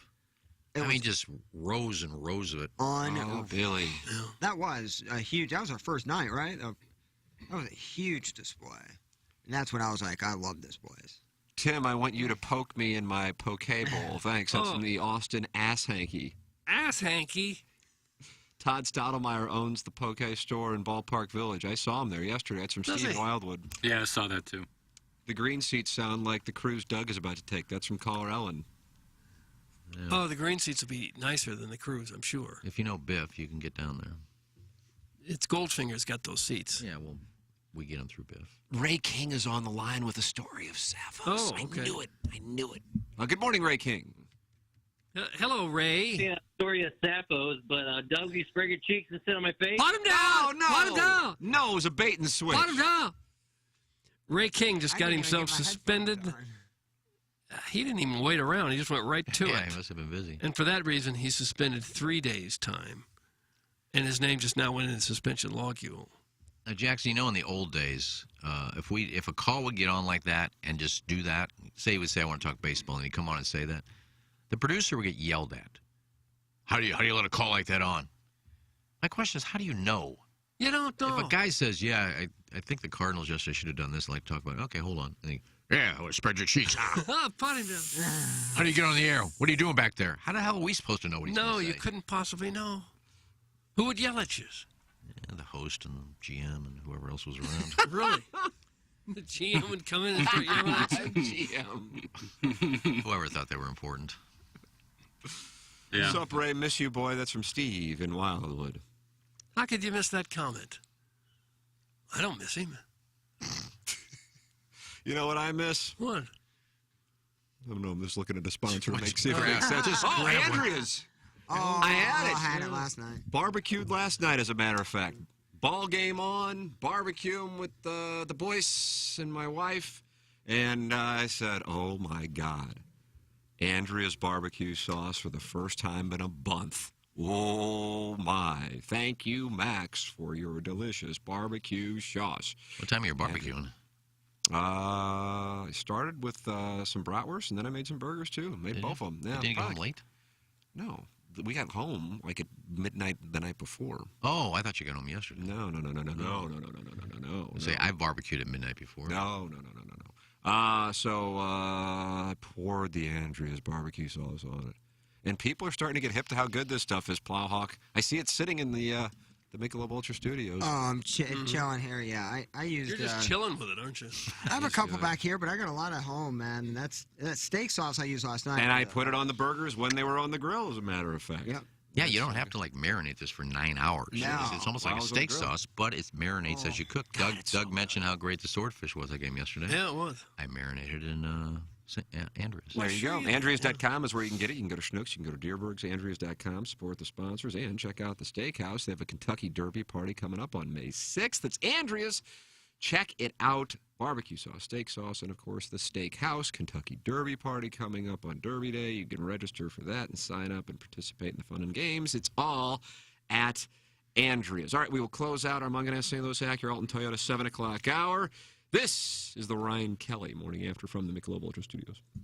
The Tim McKernan Show podcast, featuring long-form interviews with people from the world of sports, politics, and entertainment. And our guest today, Bill McClellan. Thanks so much for coming in. Hey, my pleasure, Tim. What's up, Caden? Hi, how are you? Joe Buck, our guest today. Man, it's like I haven't seen you in years. More than 500 episodes and counting, and it's available wherever you get your podcasts, including the TMA STL app. Get the app now at TMASTL.com. Live from the Michelob Ultra Studios, KPN-TFM HD2, Collinsville, St. Louis. This is TMA All Day. Biggie's Restaurant and Bar has been a staple of the community for over 30 years and is serving your favorites like the steak sandwich, waffle fries, and so much more. It's not just the food that's rocking. With a full bar and patio, Biggie's is the perfect spot for lunch, dinner, and a little laughter. Biggie's original hours are back. Open 11 a.m. till midnight, Wednesday, Thursday, and Sunday. And 11 a.m. till 1 a.m. on Friday and Saturday. Check out the full menu at biggiesrestaurant.com and stop in today. Okay. Hot takes. Yeah. Pepperoncini. Pepperoncini. And now the Pepperoncini Show with Darren Atkins and Ken Strode. All right, take it, fellas. There it is. That's the open. Pepperoncini. Pepperoncini. Pepperoncini. Pepperoncini. Pepperoncini. Pepperoncini. Pepperoncini. Pepperoncini. We don't know what it is. We don't understand the name. We just know it's stupid. And it's available every weekday. Featuring Iggy and the Plowboy. Apparently it's some kind of a podcast or something. Available at TMASTL.com and on the TMASTL mobile app. Whatever. Hey, it's Jackson from Mark Hanna. TMA listeners have a lot to think through financially. Saving for retirement and college while also paying bills and enjoying life along the way. Whether you're like me and starting your financial planning, or if you're already retired, call Mark Hanna. Mark works with you to design a strategy to do your finances right. It's a straightforward approach that starts with a 15-minute phone call to discuss your needs. Visit evergreenstl.com or give Mark a call at 314-889-0503 today. Mark Hanna offers securities through Equitable Advisors and insurance and annuity products through Equitable Network, LLC. Urban Dictionary defines thirsty as purposely, knowingly, and recklessly attempting to gain fame to boost self-esteem. So, are you thirsty? Well, TMA has you covered. Become a part of the 2023 TMA Listener of the Month Club. You nominate yourself for a monthly award. And if you win, you get recognition and stuff to help you satisfy that insatiable thirst. We're talking January, February, March, April, May, June, July, August, September, October, November, etc. Go to TMASTL.com or the TMA app. Give us your name, a photo, and other pertinent information. Tell us why you deserve to be TMA Listener of the Month. And if you don't want to use your real name or photo, we don't really care. The TMA Listener of the Month. Get recognized just for being you or fake you or whatever. Quenched by Milagro Tequila. Welcome to the brighter side of tequila with Milagro in the morning after on KPNT HD2. Hey, this is Tim McKernan of TMA, and I am thrilled to have new clients on board Longo Biggs Injury Law. CD Longo and Doug Biggs. And Doug, the thing I want our audience to know is that you guys are local and you guys are different. Tell our audience how you're different. Yeah, Tim, both CD and I are from St. Louis area, born and raised in the South City area or the South County area, and we are also thrilled to be part of the TMA family now. If anyone signs up with us for an injury case, their case is treated like they are family. We get to know you, we get to know the ins and outs of your case, and make sure we represent you like you are part of our family. We're not like one of the large firms in the area who might take your case and just treat you like another number or another file. You'll get our personal attention. It's either CD and I who will handle your case directly. And if you are injured in an accident, please remember us. You can visit us at longobiggs.com, and that's Biggs with 2 G's. The choice of a lawyer is an important decision and should not be based solely upon advertisements. Hey, it's Jackson for Rosalita's. TMA listeners know that's always a great time to gather at Rosalita's. Why not start off with a happy hour Monday through Friday from 3 to 6 p.m.? Enjoy happy hour specials including $3 off of appetizers like the wildly popular carne con cerveza, marinated steak cooked to order and served on a sizzling skillet. The patio is heated and covered, plus Rosalita's offers live music on Thursdays and mariachi every weekend. Check out rosalitascantina.com or visit the downtown or DePere location today. Time to get your fiesta on at Rosalita's. Want a $50 gift card to Brush Creek Valley Farms? Just go to the TMA app or TMASTL.com and enter the mobile contest to get you some meat. And if you want to buy some meat, use the discount code TMA10 for 10% off box orders or TMA5 for 5% off bulk orders. Get the best locally sourced meats out of Cuba, Missouri at BrushCreekValley.com and go win a gift card to buy some meats at TMASTL.com. I'm gay. Now. The Ryan Kelly Morning After. KPN-TFM HD2. Collinsville, St. Louis.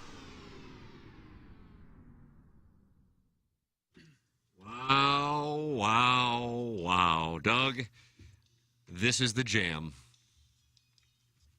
This would lead to sapphic play. Oh, God. I can't imagine if I was like sitting there enjoying a little Cavassier And just watching, let's say an FFFF. I'd have a smoking jacket on. Would you? Ascot? At least 2 gold chains. Yeah. Just to show that I'm wealthy. Pipe? Well, I'll probably have a pipe, too. Yeah. And I'd just be listening to Johnny Gill. Listen to him. Maybe even have him there singing. I mean, Oh, my. But then the ladies wouldn't be interested in me if Johnny Gill was there. Did he like sing the national anthem at Game 4 of the 2006 I World don't Series? know the years, Tim. Fucking I like man. it on The Bachelor when they're having dinner and you hear music in the background, then they pull out and the artist is right there singing it to them. I always like that. Oh, I hear something. Oh, what are you getting, pretzels? Lord, that's loud. What are those Fritos? Chili cheesers. Chili cheese Fritos? 8:15 a.m. Oh, wow. I don't know how or why, but I was, God, what hole was I teeing off on, Doug? 17, Preserve at Iron Horse. Was only 4 over par after really a bad performance in Florida, but it did get my handicap up, which is perfect, which will lead into a month from today, the Fan Page Club Championship presented by Michelob Ultra, 95 calories, 2.6 grams of carbs at Gateway National. How do you do, J. Randolph Jr. Fan Page Club Championship? Now, did I see someone fashioned a trophy with the foot on it for this in honor of Jay? I saw some sort of meme or picture online. I have not seen it. Plowhawk, you just put up your finger, it's number quite one. an interesting trophy. Do you have too many chips in your mouth? Of Is a that the foot. Okay. Oh, my God, are you choking? Doug, should I take him from behind? No. I wanted to get it down so I could explain to Doug. I do believe that was an old trophy in the 90s John Daly was holding up. No. Right? No, that was a Photoshop. Oh. John Daly was unfortunately not holding that foot trophy. Okay. It looks... Someone made it, and they said they can 3D print it, too. Yeah, of a foot. There's a toe ring on it, Mhm. barbed wire ankle tat. Right. A golf ball that says fondness. Yeah, it's pretty cool. All right, well, Which seems creative appropriate listeners. for the J. Randolph. Things are happening for the J. Randolph Jr. Fan Page Club Championship. But for whatever reason, and think about how odd this is, because I think that song from like 90, 91? I don't know the years, Tim. So I'm on the tee. It's just me and my son. I'm in a happy place. God, what day was this? This would have been Tuesday. So 3 days ago. Playing well, wind was down. That's the reason why I was playing well. Tough course, though. And for whatever reason, the house on the other side of, would you call it a swamp? Because it isn't a lake, and it wasn't a lagoon. river. How about a lagoon? Yeah. Exactly. And it was a lass laying out on a lanai, a real-life lanai. You know how they're screened in there. And she was blasting Can You Stand the Rain? What are the chances of that? What are the chances of that? What are the chances of that? That someone would be outside on their lanai listening to the radio? Listening to Can You Stand the Rain? That's what I ask you. Oh. And I thought, I am at the mountaintop right now. This is a sign from the gods. Could well be, yeah. That lesbianism is in my future. Oh. Now, what's that song have to do with lesbianism?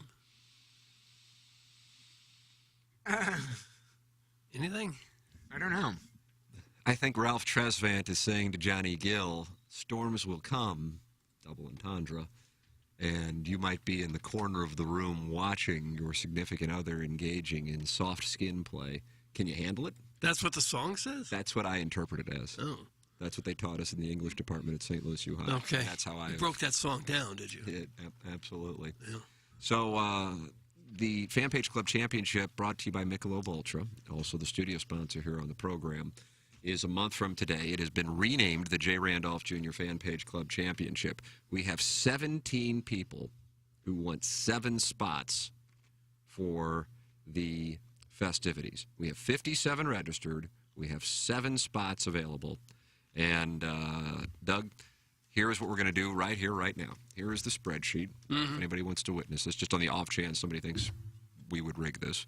All you're going to do is call out a name, a number, excuse me, and then I will tell you what name is associated. We're going to fill the final 7 spots, and then we'll order the other 10 for alternates. I'm going to call out a number? 1 through 17. Just give a number, 1 through 17, and I'll tell you whose name is next to it. How about number 7? Number 7 is Eric Callison. Oh. Eric Callison. Okay. His brother Johnny Callison was a good right fielder for the Phillies. I believe he filmed the he filmed my match last year? Yeah. Or caddied? One or the other. But He was filmed. with us. He filmed it at Oh, John? I think he caddied and filmed. Double shoot. Yeah. All right, Doug, 1 through 17. Okay, well, in case these numbers came in based on who got their name in first, I'll pick number 1. Jeff Cox. Okay. Jeff Cox is in the field now. Okay. 5 more spots here for the 2023 Michelob Ultra Fan Page Club Championship. Well, I'll go for the guy who barely got in under the wire at number 17. Stephen Wildwood is in the Oh, my field. goodness. Okay. Stephen Wildwood is in the field. What a huge moment here.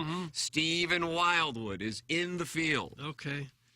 Let's go for number 10. Number 10 is Chuck Womack. Chuck Womack is in the field. Chuck Womack, Seawolf. you are in the field. Okay. Doug, remember Tony Womack? Sure, second sacker. Yeah. How about number 4? Number 4, Andy James is in the Oh, Andy field. James, Andy okay. James is in the Okay. field.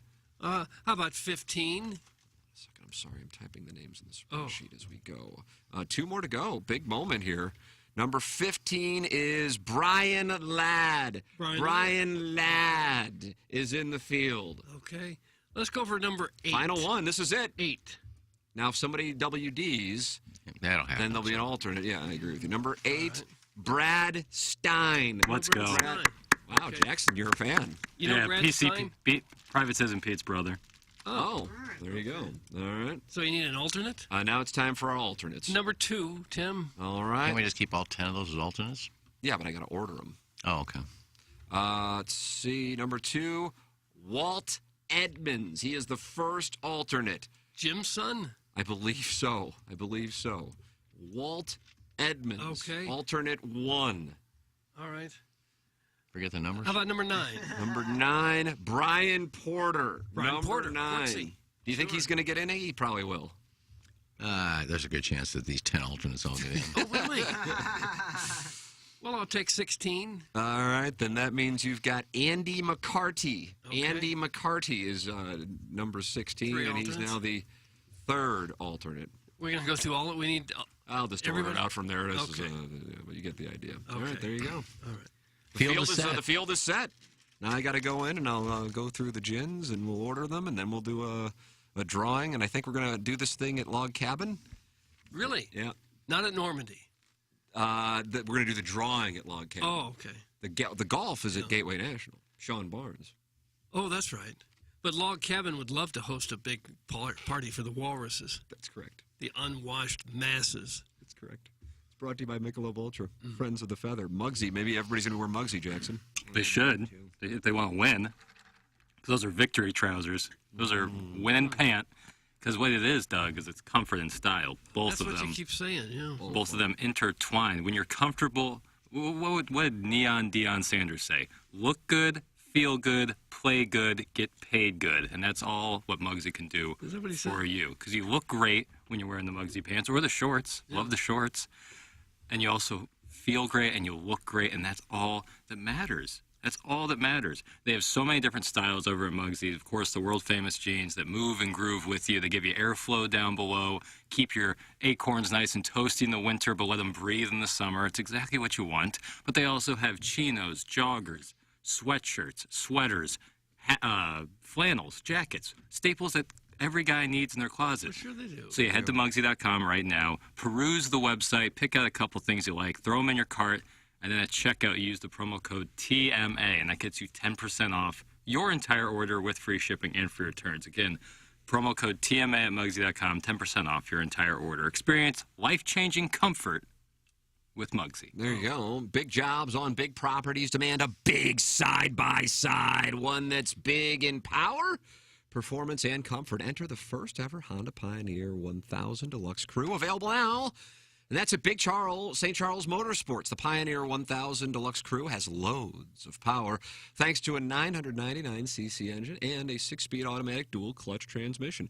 It delivers serious performance, sporting a hefty hauling capacity and a 2,500-pound towing capacity, both made easy thanks to Honda innovations like tow haul mode and self-leveling rear suspension. And when it comes to comfort, the new Pioneer 1000 Crew shines, giving you best-in-class comfort for 6 occupants. Hop in the back seat, and you've got shoulder room for 3 and leg room to spare. As for durability and build quality, we'll let the Honda name speak for itself. Head to Big St. Charles Motorsports at I-70 and the Cave Springs exit and see the all-new Pioneer 1000 Deluxe Crew today. Big St. Charles Motorsports.com.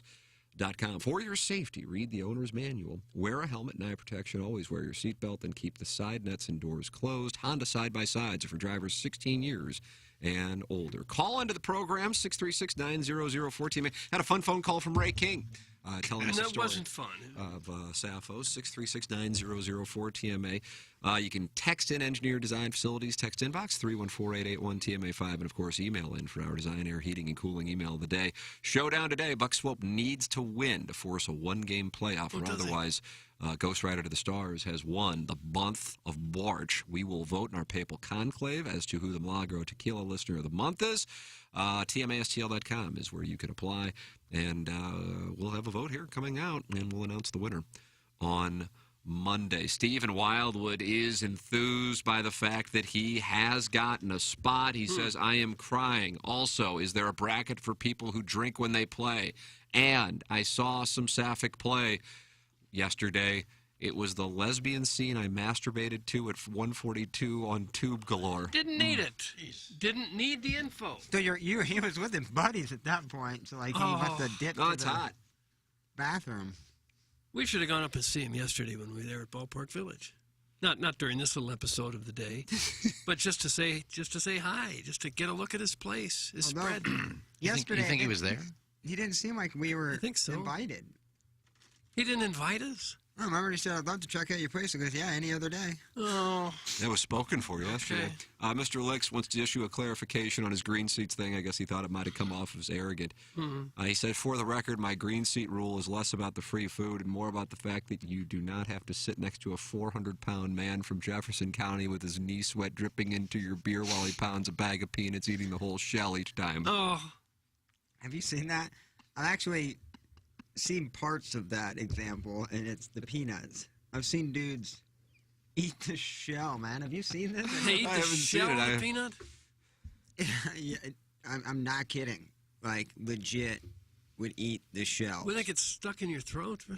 It's just so not appetizing. Probably some shrapnel coming out. I would imagine. There's nothing good about it. It's not like there's some kind of salty nutritional value in shells. Yeah. A lot of fiber, I guess. Or peanuts in general, really. Apparently he really cared about the environment and didn't want to live. Peanuts are good for you, aren't they? Protein. I don't know how great the regular peanuts are. If it's not over-salted some and nuts stuff. are great for you. I like honey roasted. Hey, Doug, I was wondering if you were interested in double-teaming Ray King with me in the Centene locker room shower this weekend. That's from Rory Pepperpaw. No, thanks. I'm busy. Guys, what female will be the stone-faced cash-collecting eye candy of the fats and the diabetes open this year while scrolling Instagram in Ken's cart? That's from Carlos Spicy Wiener. This says peanuts are high in unsaturated fat, mostly monosaturated fat. So they're very high in calories. They are a good source of fiber and protein. I bet Mr. Licks is the guy who's forced to buy 2 seats on Southwest. That's from the Worson Woods Wacko. For the Twins.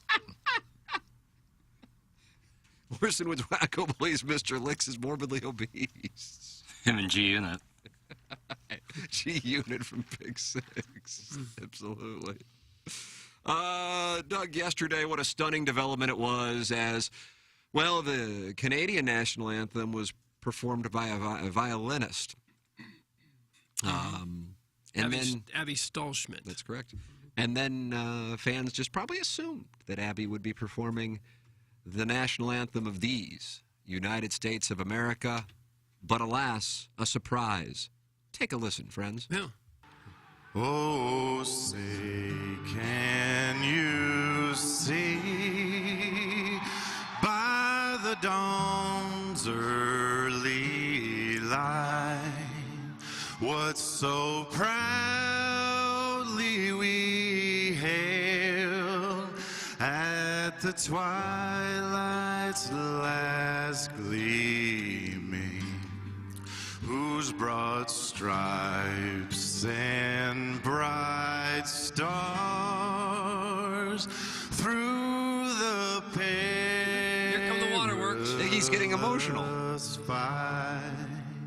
O'er the ramparts we watched were so gallantly streaming, and the rockets' red glare, their bombs bursting in air, gave proof through the night that our flag was still there. Oh, say does that star-spangled banner yet wave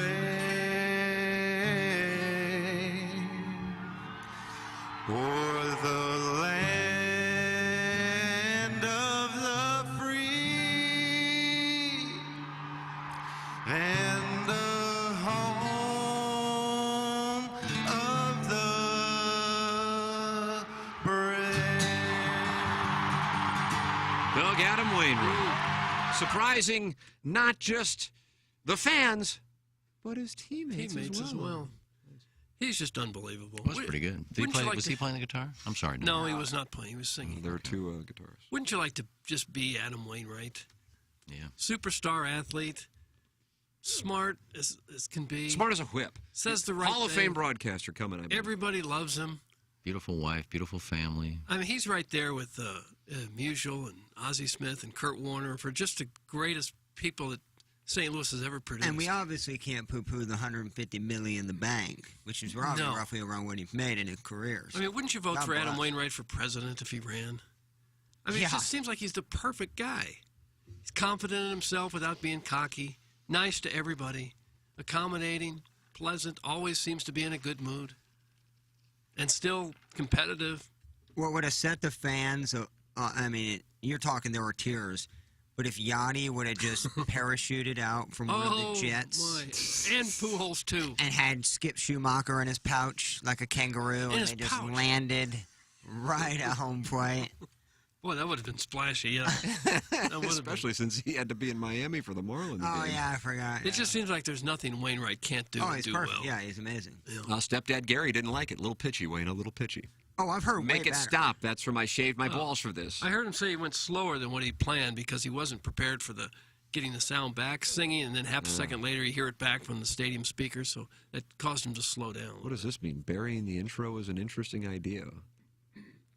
Burying the intro is an interesting Did someone think that was the lead? We talked about the lead with North Texas winning the NIT. That's exactly right, but burying the intro, I don't know what that means. What's the intro? I think they're talking about the intro of they're criticizing my audio work again. Oh, no. Even though I took the video straight from the Cardinals Twitter account. Not much Like, else. what's the intro that was there? I was watching it live. I don't recall. Like John Hewlett singing. Okay, I got it. The TV people knew it was coming because they were focused on Wainwright right when the Canadian anthem ended, just to get his reaction. To get his reaction for when they announced. But Jordan Montgomery clearly was stunned. He was standing right next to him. The players didn't know, but clearly the TV people did. They were prepared for it. Mount Rushmore of people I want to be. Wainwright, John Holmes, Babe Ruth, and Tim, of course. That's Steve in Wildwood. Oh, for heaven's sakes. John Holmes. Not all it's cracked up to be. You're right up there with Babe Ruth. I get it. Yeah. But I don't know. I think I'd be like sixth or something. I don't know. I think Leo has a pretty good life. I don't really. Leo? Leonardo DiCaprio? I think that'd be a fun person. No, what was that you just stuffed in your pie hole? Looks like a Frito. The one that's. Okay. Nothing says breakfast like chili cheese Fritos. Just saying, is there a more likable athlete in St. Louis than Adam Wainwright? No, I don't think so. He's been that way for damn near 20 years in St. Louis, too. What a trade that was. How about that? He could be a general manager, a team president. He could do anything. I think he really could. He could be a Hall of Fame broadcaster. Yeah. I really do think so. So much media hype over these possible stars tonight. Can we go to the real source and get the Strodecast? That's from the Birthday Hawk. Oh, what have you got? Iggy, what do you see? Because there are A lot of storms in the forecast into the upper Midwest, all the way down into Louisiana and East Texas. If you could, please let us know what we have to worry about. Yeah, it's going to rain, little thunder, but nothing to worry about. Oh, okay. Really? High winds? Look at it out there. What do you see out there? Well, but things change in a matter of hours. Yeah, it will change. They also said storms this morning. It doesn't look like it's storming to me. So we're in the 6 clear? p.m., there is a red exclamation point, which I've never seen before. Alert level 3 for St. Louis. Strong storms and wind is expected at 6 p.m. Iggy, I don't know. What does alert 3 mean? Alert 3. It doesn't sound good. No, it's going to be windy. It's not going to be 100 miles an hour. It's going to be windy and stormy. That's usually what happens when you're still in beginning of April and it's 73 degrees. Oh, yeah, You get that high pressure, that Strong low wind, pressure. low humidity. It happens this time of year, but you still got to be ready for the days Well, when I'm it does. telling you, be It would ready be for nice it. to get a heads up if we're going to have I'm telling you tornado now, if you're like worried conditions. about it, don't go out. Don't let it affect your evening. If you want to go out to dinner, go out to dinner. Oh, Friday night's pizza night. I'm sorry. Ugh. And I haven't had St. Louis pizza in a month. I'm not sure which direction I'm going to go. I've got a few choices I'm thinking through. Doug, if you hadn't been in St. Louis for a month and you had Friday night as pizza night, what pizza are you going to? Uncle Leo's, probably. I honestly, that's the one that I think at the moment is my leader in the clubhouse. Yeah. Can we go off a little bit? I'm telling you, a nice, just greasy Dewey's pizza as well. I like that Dewey's Always Plowhawk. been- I like that Dewey's Plowhawk. You put that It's minced in the mix. garlic. That's a nice play. The minced garlic with the pepperoni is kind of my go-to ever since you brought it up. Ever since he brought it It's a up. good combo, Doug. I think that one's also an option. There's so many good pizza places in St. Louis. Close to your house, so it wouldn't be a far drive for you. Ferrados. That's a great play. I'm a big Ferrados guy. That's a great play. It's hard not to like pizza. I don't know that I've ever been to very many pizza places where I said, boy, I sure don't like the pizza. Pizza's so good that almost anywhere is good. I like a certain style, so if it's, not up to my in terms of if it's too thin or not greasy You like the enough. cheesy Emo's pizza? I love Emo's I too do, because too. I grew up on square pizzas because Monocle's pizza is I don't care square. what shape it is. But Oh, I do for sure. the shape You can make it no whatever shape you want, bro. If Emo's pizza was cut in 8 slices, you would not have a near the hype or it's just a different flavor. Yeah, you got the little corner pieces, you got the gooey center pieces, and you just won't have that with the 8 random slices. But I would go. I think those 3 that me, Iggy, and Tim picked are Pizza Go-Go's good. Yeah. That's a great play, too. That's on my... I can see my son wanting to do that. He likes to go to Pizza Go-Go. He always likes to go by Epiphany. That's why. And bowl. Don't they have the bowling alley? They do. They do. My brother just took that over, as a matter of fact. Oh, he did? He did. Yesterday. Yeah. Is he going to keep it open? He is. I think they were going to shut it down. They were. He saved it then. He did. Because they were going to shut the bowling alley down. Is the church and school still open? The church is, for sure. Yeah. I don't know, at the school. Oh. Yeah, a lot of these schools don't have enough students to stay in business nowadays. They're consolidating. They're doing that all over the metropolitan area. All over the archdiocese. Doug, look at that. Check out my Catholicism, which I'm scolded for on Balloon Party in a strange development. But whatever. Things happen from 10 to 11 that I never thought could possibly happen in 2023. I love O.B. Clark's and Joe Bacardi's. Thin crust in a pan, nummy nummy. That's from Steve in Wildwood. Those are nice plays. That Hive right across the street here. That Hive. On Ballas? Yeah. Owned by Jimmy O'Brien, O.B. Clark's, who was on my flight down to Jupiter along with Walter. And they have that O.B. Clark's pizza right there at that Hive. Oh, and I like it a lot. And the wingy. Really? So good, yeah. Mm. Yeah, I've eaten at the Hive years ago, but it's well, now I think Jimmy just took it over relatively recently. Oh, great. Okay. Now where do I go tonight? Now I want pizza. Well, it's your call. I was just going to have some bratwurst, but... Well, there's got to be a pizza place close to you. Well, there is, but I don't know how good it is. Mod Pizza. I like it. Is it any good? So you create your own pie. I mean, it's a chain, but I think in Columbia it was like probably some of the better pizza. Well, I mean, there's Pizza Row by me. There's Emo's, Domino's, Pizza Hut. Pizza Row. It is. It's every pizza place you ever think of, right down a go row. to one of them. Or have them deliver. No, I'd rather go pick it up. That's a nice pizza. I know there's only 2 locations, probably not near you. That's a really good one deep in the county. It's off of Randolph Road, I think, or way out there. Certainly out there, but I don't mind driving. Man, that's fire, too. That La Pizza don't play. Real New York style pizza. That's from Alan. He's in Dadeville. True. La Pizza's really good. But you got to order early. Uncle Leo's and that secret CYC referee chicken wing sauce are great. That's from Carlos Spicy Wiener. Mm-hmm. I don't know what direction. I'll yield to the family. Whatever, Doug. You know? Okay. I feel like I should make the call and everybody should do what I want. But tonight I'm going to make a change. Your kids like pizza? Of course they do. Well, I mean, the 1-year-old. He doesn't eat pizza yet? He's not there yet. Still eating mush? Mush. I had his first French fry the other night while we spent 7 hours at the Fort Lauderdale International Airport. Yeah. Are you going to Rallies, that place that I'm going to work at pretty soon? No, there was some, one of those. It's hard to eat French fries without teeth. He's got teeth. Does he have Yeah, he just started walking. He did? Like 3 days. I mean, he was walking. He's taking little steps, but now he's kind of shooting around. Yeah. That happened, out of nowhere. Then it gets harder to corral them, take care of them. Yeah. You take your eye off them, and they're falling down the steps somewhere. Yeah, well, that's what gates are for. That's what gates are for. That's what friends are Well, for. Dionne Warwick. God, who else? Elton That's John. what gates are for. Who else was in that? Lionel Richie? I don't think so. Dionne Warwick. Was Gladys Knight in that? Elton John. I feel like there was another white. Another white? George Michael? I don't know if he did a duet with Aretha Franklin. Christmas song? I knew you were waiting for me, I think. Wasn't it? I don't know. And I think that was about him being in that restroom waiting for the glory hole. That's what friends are for. Did they get arrested for that? Is that where it came out? Everybody knew he was gay? That he got arrested for Just because you want to service a toe-tapping? guy with your mouth in a public restroom doesn't necessarily No, mean it just certainly does not. maybe it's Don't bisexual. typecast people. Maybe No way, bisexual. that's gay. Boy, he was a hell of a singer, though. Stevie Wonder. Nice grease effect. Thank you. He was a good-looking dude, too. Stevie Wonder. No. Well, he was cute, but Yeah. George Michael. Yeah, he could belt it out. Doug, favorite George Michael song, Go. And I'll include Wham with Andrew Ridgely. You can call him Widgley, too. He did Don't Let the Sun Go Down on Me with Elton John once. That was really good. That's correct. Careless Whisper, probably my favorite. Ooh, That was another good Saxy, one, yeah. Yakety, Saxy, how do you do? That's just a hot song. Freedom 90 with all the models. Were the models in that video? I don't know who the models were. Father figure, naughty, naughty, good and toddy. Oh.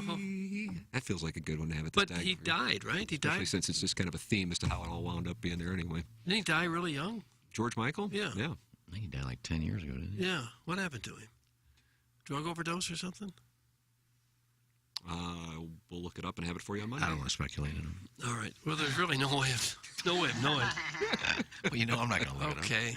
Guys, I was going to have barbecue, or I was going to have bratwurst tonight because that's what Tim barbecued last night, but now Tim is talking about pizza, so what kind should I get? Tim, did you hear that I like pizza too, just like you do?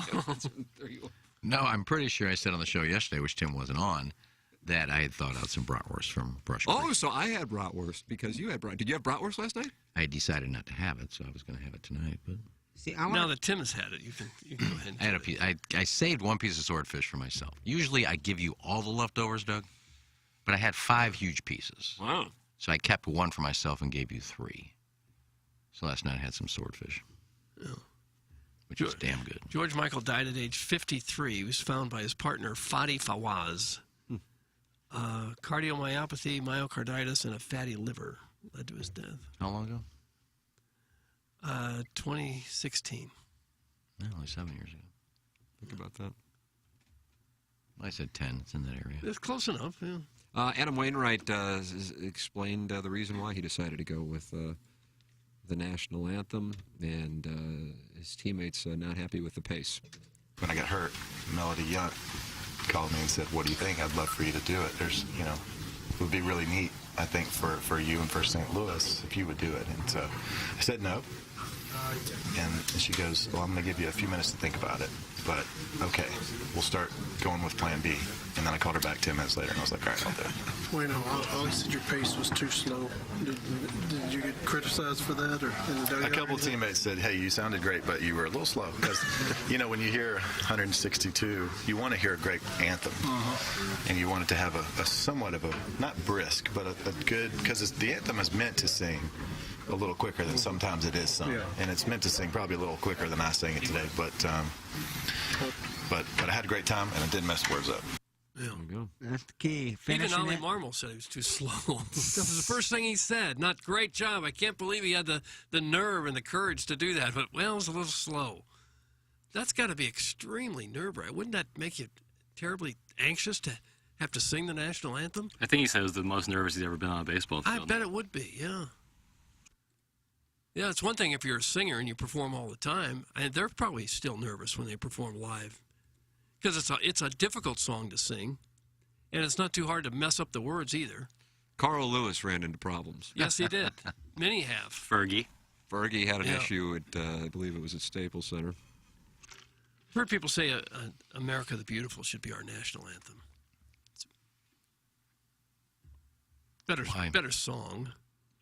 Talks Why about are you the gonna country. change it now? Well, they won't, but I've heard people say that it's a more beautiful song. Well, I think they sing that now in most places anyway. They sing that first, then the... Sometimes in the seventh inning, they went a while singing that in the seventh inning stretch. Does it upset you when people don't take their hat off? It kind of annoys me. I always take my hat off. I threw a piece of pretzel at a guy one time. Oh, come on, you didn't. I did. I was up in the press box, and I had a pretzel in front of me, and I'm just looking out. Was this below. other fellow in the press box? No, I was looking out below, and then there's a guy with his hat on. So I just took a little piece of pretzel and I threw it at him. Did you hit him? Media attacks fan. Yeah, he looked out. He looked at me, and I said, "Take your hat off." And he flipped me off. Did he? Yeah. Well, I don't really get upset at things like that. I just felt like throwing a pretzel at him. It's kind of disrespectful not to take your hat off, but I wouldn't get upset or start a fight over it. Now, I'm not going to call people up. I do see people in the press box that won't even get up. Yeah, they're too busy. They're typing. And I got a story to it. And they got their hat on, and they're typing, and everybody's singing for the national anthem. Get up. Yeah. Well, I'm with you on that. I'm watching Megan Thee Stallion throw out the first pitch last night in the Astros-White Sox game. Let's see if she got it there. One bounce, not bad. She seemed confused on where she was throwing the ball. She moved up off. She was towing the slab initially, and then she moved up. Did pretty well. Yeah. Who threw out the first pitch for the Cardinals? Roland, right? Yeah. Yeah, I didn't see that. HOF. Yeah. Good article in the Post is bad. Rick Hummel spotting it. I'm sure I guess it's been talked about before. Anybody know what article I'm talking about, or is No. That way I will brief you on what Kamish wrote about. First off, talked about how Tony La Russa missed the opener because of health reasons. Still dealing with that heart problem. Oh, no. And the DeWitts offered to fly in private from, I think, the Arizona area so he could be there. But he's just been dealing with the issues that caused him to step down from the White Sox. But Rick Hummel, with a special to the Post-Dispatch, makes the following observation. 2 years before Roland became eligible for the Hall of Fame, Jim Edmonds, a Gold Glove power-hitting teammate of Roland's for 2 World Series Cardinal clubs, had his first crack at the ballot in 2016. Roland garnered more than 5% to remain on the ballot in 2018 and steadily advanced in the next 5 of a maximum of 10 elections. Edmonds only got 11 votes, or 2.5% of the vote, and was dropped from the ballot. Some scrutiny of the players' accomplishments and their distinguished careers doesn't unearth much difference between Hall of Famer Roland and Edmonds, who was dropped after 1 ballot. Roland, career batting average, Doug, 281. Edmonds, 284. Roland, 316 home runs. Edmonds, 393. Roland, 1287 RBIs. Edmonds, 1251. Edmonds, OPS 903. Roland, 855. Gold Gloves, Roland, 8. Edmonds, 8. Roland, 7 All-Star teams. Edmonds, 4 All-Star teams. Edmonds, 13 postseason home runs. 5. Roland, WAR 70.1. Edmonds, 60.4. But Edmonds will have to wait for 2 more Riders elections before he would become eligible for the Hall through the Veterans Committee process. I feel like Jim Edmonds will wind up in the Hall of Fame. Yeah. I still feel that way. I think there's probably a higher offensive standard set for an outfielder than a third baseman. That must have been what it was all about. It was all about who was on the ballot that year. That's all it was, which shows the flaw in the vote. Because Roland barely stayed on the ballot. He had 10%. He went from 10% to 75% to get in.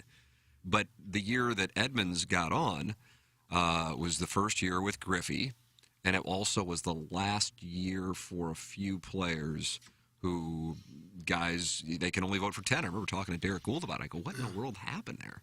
And he goes, it's the system. We're only allowed to vote for a maximum of 10, and there were some guys who were going to drop off, and so guys knew they had to vote for him. Plus, you had Griffey, and so you have a spot where people were comparing him to Griffey, and Griffey's at the top of the ballot, just like Alan Trammell. His first year, Ozzie Smith's was first year. So, as you can imagine, Alan Trammell gets compared to Ozzie Smith. Right. I mean, Ozzie Smith's in a different world. Ken Griffey Jr. is in a different world than Jim Edmonds. So the whole voting process is weird and flawed in many ways. Edmonds, as always, not necessarily caring about much. Wrote, to be honest, I really haven't thought about it anymore. Whatever happened, happened. Comparing myself to Scott, it is what it is. I really can't do anything about it, so why think about it? There you go. Mm-hmm.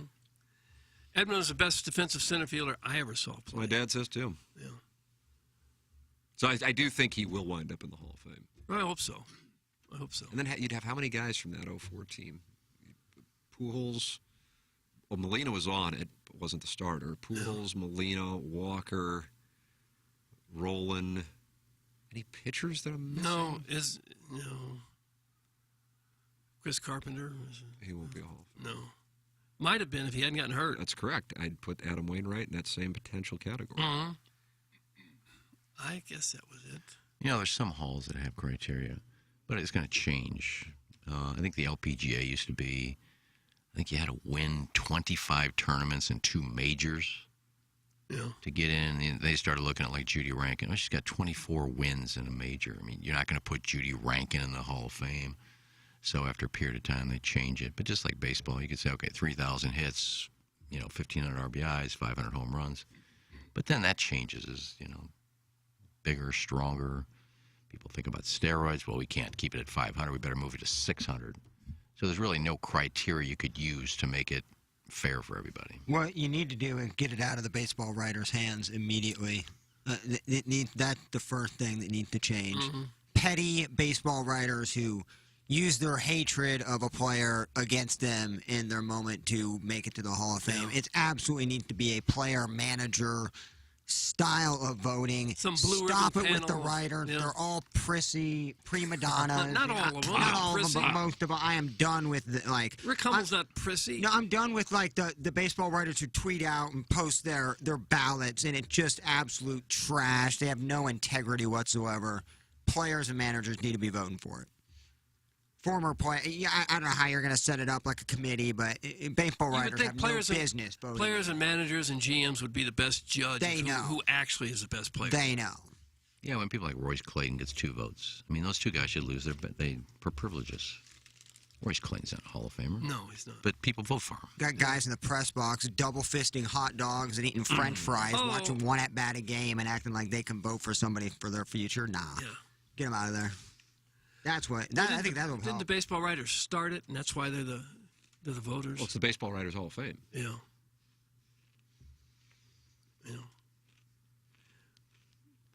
Well, so it won't be changing. Well, I don't think most of us care.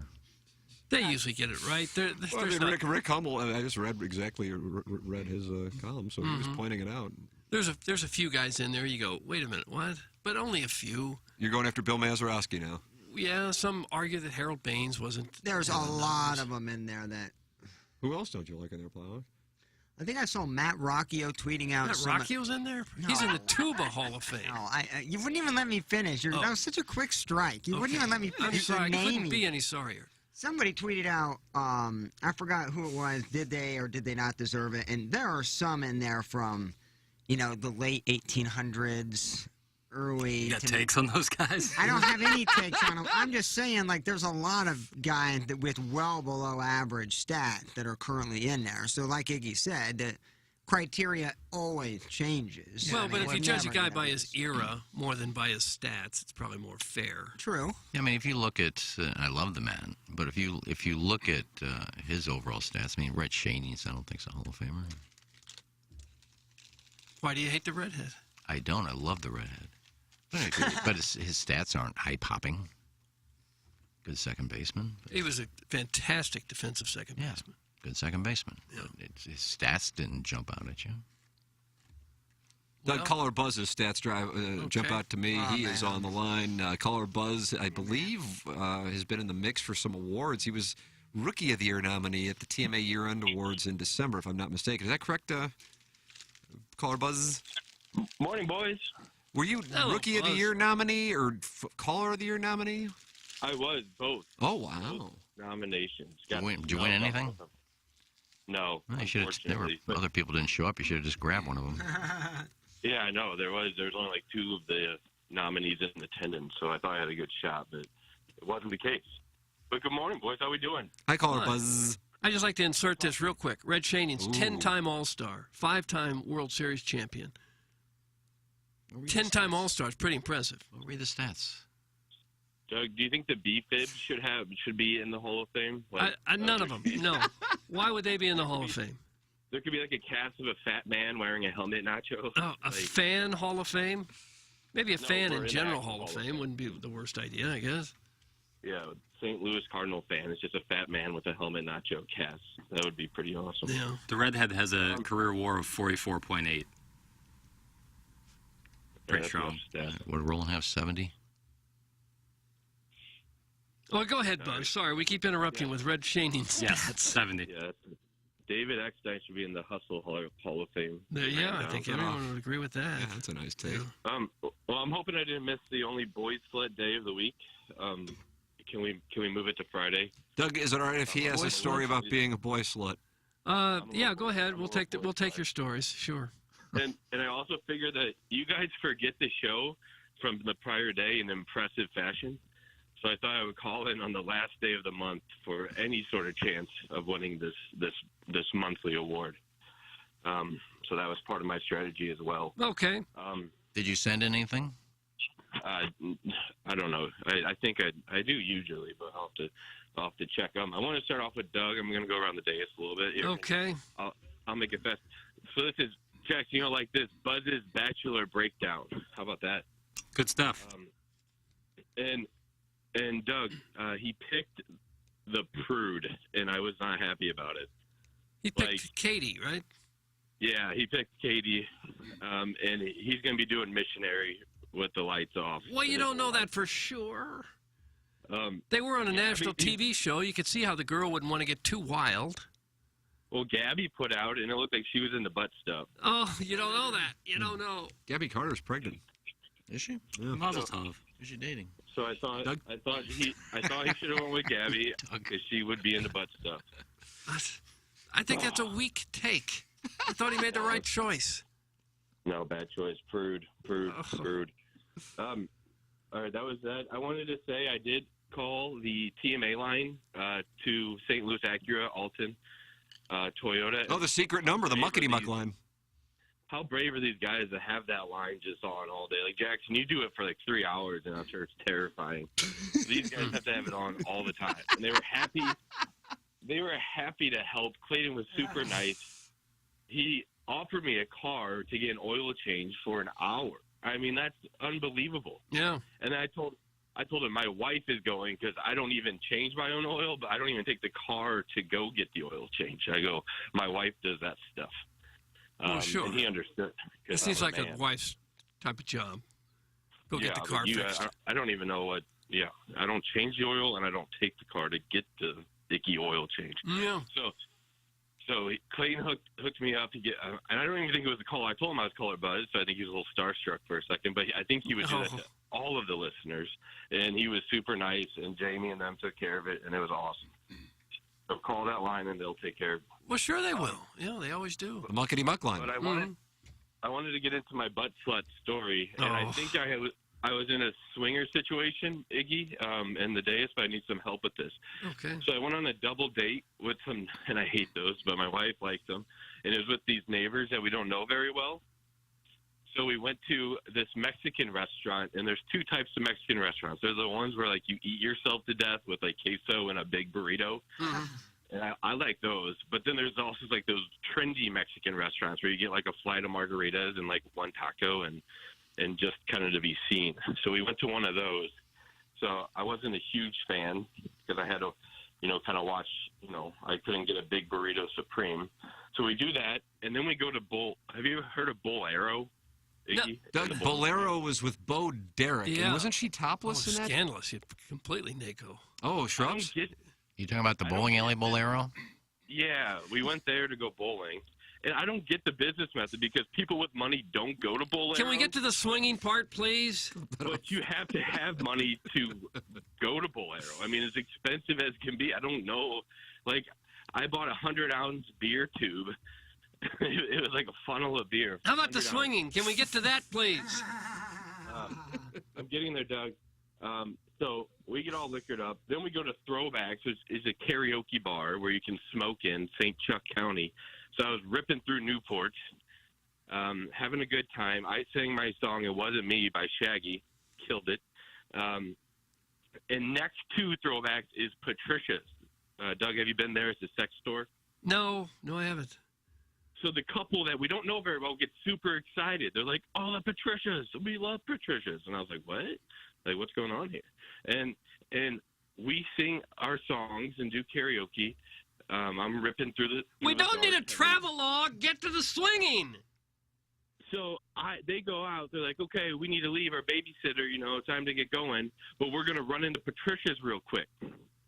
So we go, "Okay." They grab a butt plug and some lube, and they bring it to the car, and they're waiting for us to show us their butt plug and their lube. The wife gets it out of the bag and says, "Guys, look at what I bought," and then hands us the lube. And then they said, "Do you want to go back to our place?" They did not.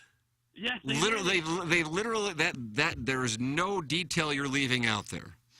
No detail. Well, then 100% they were looking to bang.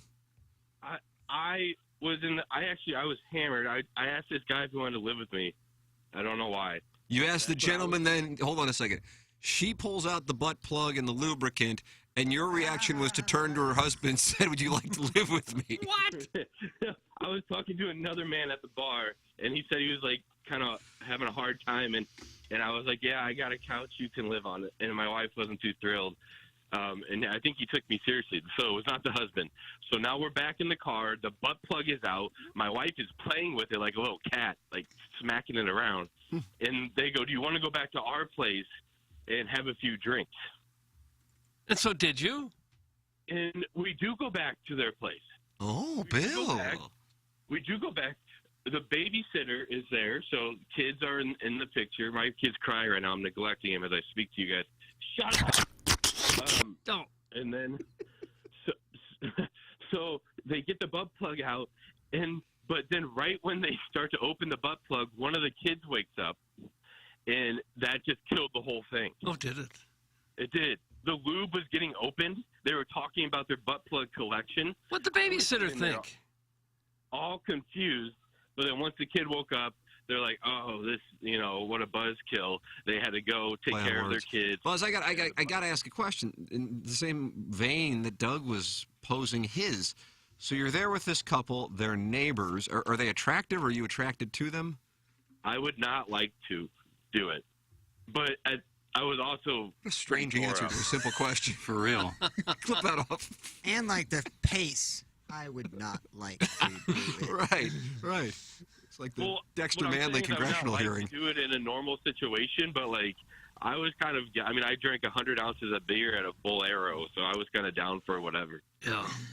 What about your wife? Did she think that there was going to be some activity, and was she down? She seemed really confused. I don't think she's the one. Tim, we talked about this. Digitally, she is all into girls, but I can't manifest it in real life. So I was like, here, maybe. Online, I guess. I thought she's up for finger play, but not mouth. Oh no, we do. We fish in the dark. We do a lot of finger play. Oh, so rare for married couples to use their hands on each other, isn't it? Her fingers are like the Marines. Like they go in first, and then I just kind of come in and just blah. So you're what in the world? Wife, just to be clear, your wife fingers you. I mean, is that what you're telling us on the program? No. So my wife does it, does what she needs to do because she's like, "Let me just do it. You don't really know what the hell you're doing." And then she plays "Hey Diddle Diddle" while you're just lying there. Now, what are you doing? Watching Chuck Woolery and Love Connection? No, you like that show? You'd be back in 2 and 2. Yeah. I'm like the second line, and I just okay, I'm done. because she already did everything, and it just takes me a little while. It's real hot. So you're just lying next to each other doing this? Yeah, it's called fishing in the dark. I thought that was mutual. Yeah, I thought that was. Never mind. So the swinging date is over now. The kid woke up and you Well, said goodbye. my big question is this. You're there with this couple. I asked a question if you were attracted to them. Got a bizarre answer, very odd pace. But what I was going to ask is it's the four of you, but then there's a babysitter sitting there. Well, yeah, they put the butt plugs back into the bag. That doesn't seem like that's ripe for litigation. It does. And then right when the babysitter left, the butt plugs came out, and the collection was talked about. Ah, so the babysitter is gone. Babysitter out of the picture. Okay, now got it's it. Butt plugs out. Well, I'm going to go back to your original question was, I think I was in a swinging situation. Do you still think you're in one? Well, yeah, because we never got to the point where anything happened. Well, it was still a I think they were- situation. You went back to the house with a butt plug. Yeah, I guess so, but nothing. I just do you think if the kid did not wake up, I or my wife would have had a butt plug in our orifices? Well, that's up to you. Yeah, only you can answer that one. Amen. Yeah, I mean, the other couples were willing. I don't know if you two were. That's up to you. We weren't there. Will you see this couple again? Yeah, I don't know. I don't like double dates. I have the Tim philosophy. I would like to eat pizza at my house and not really go out much. But my wife is into these types of things, so yeah, we're gonna go back out and we'll see what happens. Huh? Nice. So you guys are going out together again? Yeah, we'll be going out together again. I assume you and your wife discussed this when you got home. What was her feeling? Did she think that you guys were about to engage in a swap? Well, we didn't really tell. We're just the butt plug thing was kind of odd. I didn't know where that was going, and then I thought we were about to get after Well, I can it. tell you where it's going. Where's it going? Because the kid was gone, but she went upstairs. I cooked myself 3 hot dogs and passed out on the couch. You walrus. It did not end. It did not end in anyone getting anything. What kind of hot dogs, boy? Oh, I got the beef. I got the Oscar Mayer. Yeah, I love Oscar Mayer. Yeah, the bun and everything? It's the or only just hot dog I can eat is Just the Oscar Mayer. dog or the bun with it? Yeah, no, I had the can of relish out. I mean, I was making them up like I was a street vendor in Chicago corner. Ugh. I'm telling you that after the 100 ounces of beer at Bolero, I was down for anything. Butt plugs, 3 hot dogs. Okay. I will let you know if and when we go back out with this couple. Okay. And what happens. But it was a situation for sure, and I was a boy slut that was down for whatever. Wow. I thought you said you weren't really into it when I asked you if you were attracted to her. So if you ask me right now, Friday morning, would you have sex with that couple? I would say no. Would Friday night at about 1 a.m. after 100 ounces of Bolero beer, I would say yes, I'm down for whatever. Oh. If that makes sense. Is your wife interested in her soft skin? Yeah, I think she would be. Once again, not. I can't believe Friday you didn't morning, discuss but it. You guys didn't talk about it? We did. We're that was weird, but we didn't talk about what would happen next. I think we still need to have. I don't think we'll have that discussion. I just think we'll need someone to really push us into the pool. If that makes sense. Well, bring me along as a moderator. There we go, Doug. You'd like to get in the middle of it all? No, just be a moderator. My wife loves you and would love to go on a date with you. So please take her out. I don't want to take her out. No, I'd be a moderator. Wow, like another listener's wife wants to go out with you. It's par for the course. And my last thing, Jackson, I'm all in favor of your boys' trip to the mountains. My bachelor party was just a house, and we just went to what's that lake, Innsbruck, and we just had the time of our lives. Yeah, hell yeah. Thanks. And we woke up. There was only 5 beds, and we had 13 guys. Mm-hmm. Guys were waking up pantless. I like that formula. It was just fun as could be. Yeah, man. And it is an older thing. Wait, we're not going to go after girls. No, we're just going to drink Mad Dog and do some cocaine and have a great week. Sounds horrible. Yeah, minus the Mad Dog. Sounds awesome. Oh, come on. Every second of I that. just spilled my little Frenchy Toasty roller onto my shirt. And Hey, I just want to let you know, Caller Buzz, that you're getting a lot of support now to be the listener of the month based on this phone call. So it was strategic, Doug. But I can also tell you plenty of people want you to die a variety of different ways. But this gentleman here thinks that you, this guy's been very active today. Doug, is it the Vuss Masher? He's in the 815 Jackson City. It's Quad Cities. This is fake to just get Listener of the Month. That's what he's saying. He's saying this. You're making it all up. But don't you still have to fill something out and send it in to get Listener of the Month? Yep. Well, if he didn't do that, then he's not eligible. Well, I think he did. Oh, well, then he's got my vote. Oh, wow. Maybe. Really? I want to say to those, like, I really, like, who would fake this stuff to impress, like, these walrus people? You'd like, be surprised. No, there's too many details that even if you were making it up, like why would you bring Patricia's in there? Why would you bring Bolero in there? Why Hot would dogs. you hot dog? I mean, you've pretty much gone into detail a lot of things. Yeah, thank you, Iggy. Sometimes you go after my stories, so I do appreciate it. When they need to be. Well, I appreciate that. But I have a French toast roller situation going on. I spilled it all over the front of my shirt. I have a meeting that I have to present at. Okay. and it's not Sorry gonna to bother go you. good. Going I'm about your sorry. way now. I love you guys. Bye. Okay, see you. Doug, there's caller Buzz, who sounds like he's on the verge of getting into hot lesbianic activity. I met him and his wife at the Oh, you did? at the awards thing. They were both there. Yeah. I think I took a picture of them. And now they'd like you to join them. No, I don't know that, but they look like a couple that Well, he could invited probably, you to take his wife out. Yeah, it's kind of like the recovering alcoholic. But they look like they would play around. You get the sense that they are sporting? Yeah, I think so. Nice. You're certainly sporting. Yeah. But I've never had the husband with them, as far as listeners' wives. Well, once you did. Yeah. Merle, was it? What was his name?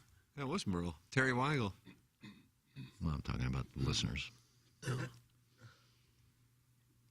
Well, I'm sure a lot of listeners would like you to join them with their spouses. No, I said I would be a moderator. Who needs a moderator? Well, I could be him in the middle of the table, and they say, "What do you think about this?" I'll say, "No, wait, let's talk about this. Are you interested in that?"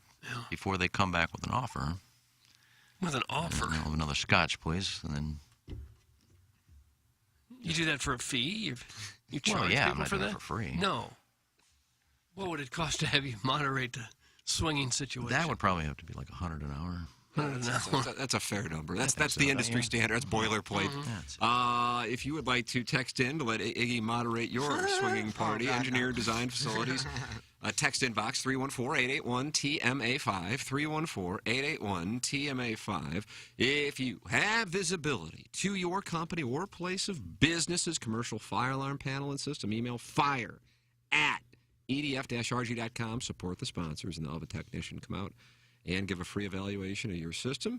You can also check them out anytime, edf-rg.com. They are the official commercial fire alarm services and solutions provider of the Ryan Kelly Morning After. EDF is Missouri and Illinois preferred full-service vendor for licensed and certified professional servicing, monitoring, and testing for fire alarm services and systems, fire suppression systems, fire alarm system monitoring services, tenant improvements and construction, security access and monitoring services. EDF can handle all your company's security and surveillance needs, from surveillance cameras to access card readers to facial recognition software and everything in between.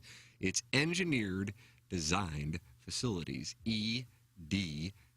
Engineered Design Facilities. And wow, what a weekend we have in St. Louis sports, Doug. Oh, Cardinal day game followed by doggy night game. How do you do? Might as well pony up at Maggie O'Brien's and see Eddie McVeigh and his completely renovated cocktail lounge / speakeasy / Irish pub. That's right, Eddie McVeigh and Maggie O'Brien's, with a location on Market Street, perfect for your pregame or postgame downtown St. Louis sports activities. And then, of course, the location in Sunset Hills, where we had our Dotem pre-party last year, and we'll be having our Dotem pre-party again this year. It's Maggie O'Brien's. Union Station is next to them. Coming up in a half hour, we have the Design, Air, Heating, and Cooling email today. 2 reserved VIP seats to see the movie Air. Advanced screening on Tuesday, April 4th, 7 p.m. at AMC Esquire 7. Jackson and I are going to go down the hallway, get it handed to us, get blamed for the loss yesterday. You've got it coming. And I would imagine there'll be Jack Flaherty text as well. But then we'll have Polo Asensio. He's going to be is he in the studio with us, Jackson? No, he's on the phone. On the phone with us. He was here yesterday. He's making the rounds. Bopping all over the place. Bopping. Yesterday. He was bopping. Bopping. He's always a great guest. He's great. He's a happy guy. He sure is. He really is. Yeah. So he will be with us coming up at 10:15. How can you not be a happy guy with a name like Polo? I like that. I mean, his life story is incredible. I had him on the podcast. He was a maintenance man in L.A. Yeah. Not that long ago either. Now he's calling Cardinal games. I mean, holy crap. Pretty sweet. Yeah, it is. Great guy. Is Jackson going to sing? That's from the 636. You want me to sing? Sing or simp? Depends what you want, baby. Oh. Is it talking about like singing? Take me out to the ball game. No, it's not. That's only on opening day tradition. Oh. You have to wait 365 days. The Smiths would be happy to give the Buzzes some swinger tips to ease their minds. That's from Mr. Smith. Wow. Okay, maybe the Smiths went in on that themselves. Sounds like there's going to be a lot of people there. Yeah. Joneses, possibly? Let's see. I just want to be clear that this man said on the air that he ate 3 hot dogs. That's from Mr. Licks. He was bragged about it after 100 ounces of beer at Bolero. I've eaten 5 hot dogs. That's usually a sitting for me. If I throw Oscar Myers in, I throw 5 in there. 5 with the bun and everything? No, because then I'll cut them in half and I'll put 2 on one sandwich. Should do it on OnlyFans next time. 2.5 on one sandwich. That's fat. Cut them in half and then lay them on the slice of the bread, and then you got that extra one. Yeah. So you cut that in half and use it. So it's 2.5 hot dogs on each sandwich. Did anybody clear their throat during that situation? Buzz, that's the international sign for a threesome or foursome. With all due respect, I hope this guy cannot reproduce. That's from Stephen Wildwood, not happy with caller Buzz. Jackson, you were the one who cleared your throat hoping it would lead to a threesome, am I correct? No, I just was hoping it would lead to either this girl leaving or joining. Either way, Can I hear how you clear your throat? Now, did that work? Yeah, it was super hot. No, she just left, which is fine by me. Got down to business. Okay. But in the back of your mind, like, what percentage were you allocating to the MFF once you cleared your throat? Ooh, like 5%. Really? That's probably the highest Was percent she I've over ever there had in playing my Hey life. Diddle Diddle? What was she doing? Like on her phone. Playing Hey Diddle Diddle? Post on the fan page, probably. I get it. Yeah. So super hot. And, yeah. So it was like, either way, I'll be happy. And it worked to perfection. Okay. Doug just cleared his throat. I did. Yeah. Tried to hit the mute button. I kind of feel bad that I didn't go to the Hubbard party because they do such a nice thing for everybody. Graphic changed. Just pay to park. Graphic over your shoulder changed. Yeah. I was just didn't want to pay that much to park. I only paid $25. Yeah, but I paid didn't know $4. I'm going to drive all the way down there and I could find one for 40, 50, park a mile away. I actually haggled. I only had 23, and I said, "Will this work?" He said, "Sure." Really? Yeah. Well, I said, "Do you take card?" He said, "No, only cash." I said, "I got 23." He goes, "Okay." How far away did you park? 2-3 blocks. Huh. Yeah. I just hope they don't think I don't care about the station that I'm going. I would imagine John had a tough time sleeping last night. Well, I hope not. Yeah. I hope they know how much I care about this place. I just didn't. I'm not wealthy. If it would have been $50, I'd have driven down there for nothing. I can't pay $50 to park. Well, I found the honey hole parking. You'll know You next did, yeah. time. But before that, you were ready to go home. It's like the Curb Your Enthusiasm. You told the secret route to, what was that, to Calabasas? To the Valley. To Julie Bowen, and then it caused a traffic backup. You should have never shared it with anybody, Doug. Probably not. This coming, I guess we have an insider. Contreras out 3 weeks. The announcement's about to come out. Oh. Look at that. Who do you think's texting, Marmol? He'll be out longer than 3 weeks. Well, how do you know? The It's a 314. guess. Contreras out 3 weeks. Announcement to come. Let me look at this person's text history. The University High School, well, automatic credibility, raises money to provide financial aid for students who qualify academically but cannot afford tuition. 47% of students receive financial aid in 2022. That was the text sent beforehand. I believe this guy. That's all it takes. No, 3 weeks ain't bad. I don't know why you'd make that up, but KG in O-Town says it was a hell of a party yesterday for Hubbard. yeah, I He was assume there. he was there. Yeah, yeah. Most of the full timers were there.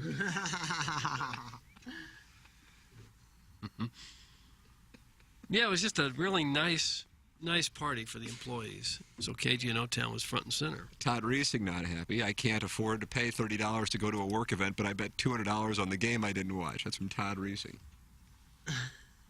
Yeah, you didn't have enough money to gamble. No response at all. Crestfallen. Oh, he is That a dropped him. crest. That dropped him. Half moon. Oh, God. All right. Sorry I didn't go. I wish I would have gone. I love this place. Don't take that personally that I didn't go. I just No. If money is an issue, my suggestion, stop gambling right now. Well, it's not an issue. I have a little bit of money in the account with him, so. Yeah. Okay. Smart move not going, Ken. I don't go to my work events because I can't afford them either. Sends a good message to management, especially considering the events are typically free. That's from Harrison's brother, Master. Well, that's why I apologized. How about that? Especially with And I this wasn't guy. apologizing to you, masturbator. Especially with this guy, KG in O-Town, breathing down your neck for your slot. Yeah, well, here it is. Flip Wilson says, oh, man, Iggy got. I heard KG was given his own Hubbard parking spot at the station. That's from the 3 and 4. Is that correct? Sure, yeah. Absolutely. Employee of the month, I heard. Now, that's not official, but that's what it's what I heard. It's like the Contreras news. We'll have to trust the source. Absolutely. Yeah. Just nice to add another face to the show. I love that Ken, who works the same number of hours as most local high school students, flexes about being quote-unquote full-time. That's from Arbor Day. Doug, your favorite holiday. Yeah. Where have I flexed about being full-time? Yeah, full-time here. Dig me. Full-time here. KG in O-Town says he didn't pay $1 to park. You know that. What's his I don't know. He must have a connection. Maybe Ubered. That could be. That could be. All right, send your emails in. Buck Swope needs to win today to force a one-game playoff. That's what it gets down to. The morning after at InsideSTL.com. This is the Ryan Kelly Morning After from the Michelob Ultra Studios. Hey, it's Jackson for Rosalita's. TMA listeners know that's always a great time to gather at Rosalita's. Why not start off with a happy hour Monday through Friday from 3 to 6 p.m.? Enjoy happy hour specials including $3 off of appetizers like the wildly popular carne con cerveza, marinated steak cooked to order and served on a sizzling skillet. The patio is heated and covered, plus Rosalita's offers live music on Thursdays and mariachi every weekend. Check out rosalitascantina.com or visit the downtown or DePere location today. Time to get your fiesta on at Rosalita's. Hey, this is Tim McKernan of TMA, and we are thrilled to have another new sponsor on board the show. A couple of guys I have gotten to know. Longo Biggs, Injury Law, Doug Biggs, and C.D. Longo here with me. And C.D., one of the things that I want our audience to know is this. When people get injured in an accident, they don't necessarily know what to do, and that's where you guys come into play. Yeah. Tim, it can be a very confusing process. If you get hurt in a car accident or injured some other way, people do not know what to do. They don't even know how to start a claim. We're going to take the hassle out of your hands and make the entire process very easy. Injury cases are potentially worth a lot of money. We're going to make sure you get every dollar you deserve. We're very excited to be part of the TMA family. We're hoping to have a lot of fun with this. If you or a loved one do get injured, please remember us at Longo Biggs Injury Law. You can visit our website at longobiggs.com, and that is Biggs with 2 G's. The choice of a lawyer is an important decision and should not be based solely upon advertisements. TMA knows how our Walrus audience loves their meats. That's why we have teamed up with a local company that delivers high-quality, great-tasting meats straight to your door. Brush Creek Valley Farms is a direct-to-consumer family farm that raises, processes, and delivers pork and beef nationwide at cost-friendly prices. Go to brushcreekvalley.com to choose between their various box options. Build your own box or buy in bulk to have a great-tasting local beef and pork at all times. Brush Creek Valley Farms is offering 10% off any box by using the promo code TMA10 or 5% off any bulk order when you use TMA5. On top of that, if you subscribe to their monthly service, you'll receive an additional 10% off each order you make. Again, that's TMA10 for any box order, TMA5 for bulk orders, and an automatic 10% off when you subscribe. Go to brushcreekvalley.com to learn more about how you can get their meats in your mouth and support a local family farm. That's brushcreekvalley.com, high-quality meats for a lowbrow audience. Okay. Hot takes. Yeah. Pepperoncini. Pepperoncini. And now the Pepperoncini Show with Darren Atkins and Ken Stroh. All right, take it, fellas. There it is. That's the open. Pepperoncini. Pepperoncini. Pepperoncini. Pepperoncini. Pepperoncini. Pepperoncini. Pepperoncini. Pepperoncini. We don't know what it is. We don't understand the name. We just know it's stupid. And it's available every weekday, featuring Iggy and the Plowboy. Apparently it's some kind of a podcast or something. Available at TMASTL.com and on the TMASTL mobile app. Whatever. The Tim McKernan Show podcast, featuring long-form interviews with people from the world of sports, politics, and entertainment. And our guest today, Bill McClellan. Thanks so much for coming in. Hey, my pleasure, Tim. What's up, Caden? Hi, how are you? Joe Buck, our guest today. Man, it's like I haven't seen you in years. More than 500 episodes and counting, and it's available wherever you get your podcasts, including the TMA STL app. Get the app now at TMASTL.com. Urban Dictionary defines thirsty as purposely, knowingly, and recklessly attempting to gain fame to boost self-esteem. So, are you thirsty? Well, TMA has you covered. Become a part of the 2023 TMA Listener of the Month Club. You nominate yourself for a monthly award. And if you win, you get recognition and stuff to help you satisfy that insatiable thirst. We're talking January, February, March, April, May, June, July, August, September, October, November, etc. Go to TMASTL.com or the TMA app. Give us your name, a photo, and other pertinent information. Tell us why you deserve to be TMA Listener of the Month. And if you don't want to use your real name or photo, we don't really care. The TMA Listener of the Month. Get recognized just for being you, or fake you, or whatever. Quenched by Milagro Tequila. Welcome to the brighter side of tequila with Milagro in the morning after on KPNT HD2. Hey, this is Tim McKernan, and I am here with James Carlton of the Carlton State Farm Insurance Agency. And James, I love getting emails from listeners who support the sponsors. I got one last week from a client of yours who switched, and you immediately saved him $1,000, and it meant the world to him. The area that we're really having an impact on people's finances are people with drivers under the age of 25. We're seeing material savings for these types of clients, hundreds, if not even thousands of dollars per year. James Carlton, Carlton State Farm Insurance Agency, 314-961-4800, or go online at carltoninsurance.net. I'm Ryan Kelly with thehomeloanexpert.com. The average credit card interest rate is over 24%, the highest number in over 30 years. And with inflation skyrocketing, people are taking on more debt just to get by. But if you're a homeowner, you shouldn't have to live like this. It's time to put your equity to work for you with a simple cash-out refinance. Our average client received over $54,000 cash back at closing. It all starts now at thehomeloanexpert.com. The Home Loan Expert LLC, NMLS number 1326241. Live from the Michelob Ultra Studios, KPNT FM HD2, Collinsville, St. Louis. This is TMA All Day. I mean, what the hell is going on? The Ryan Kelly Morning After. KPNT FM HD2. Collinsville, St. Louis.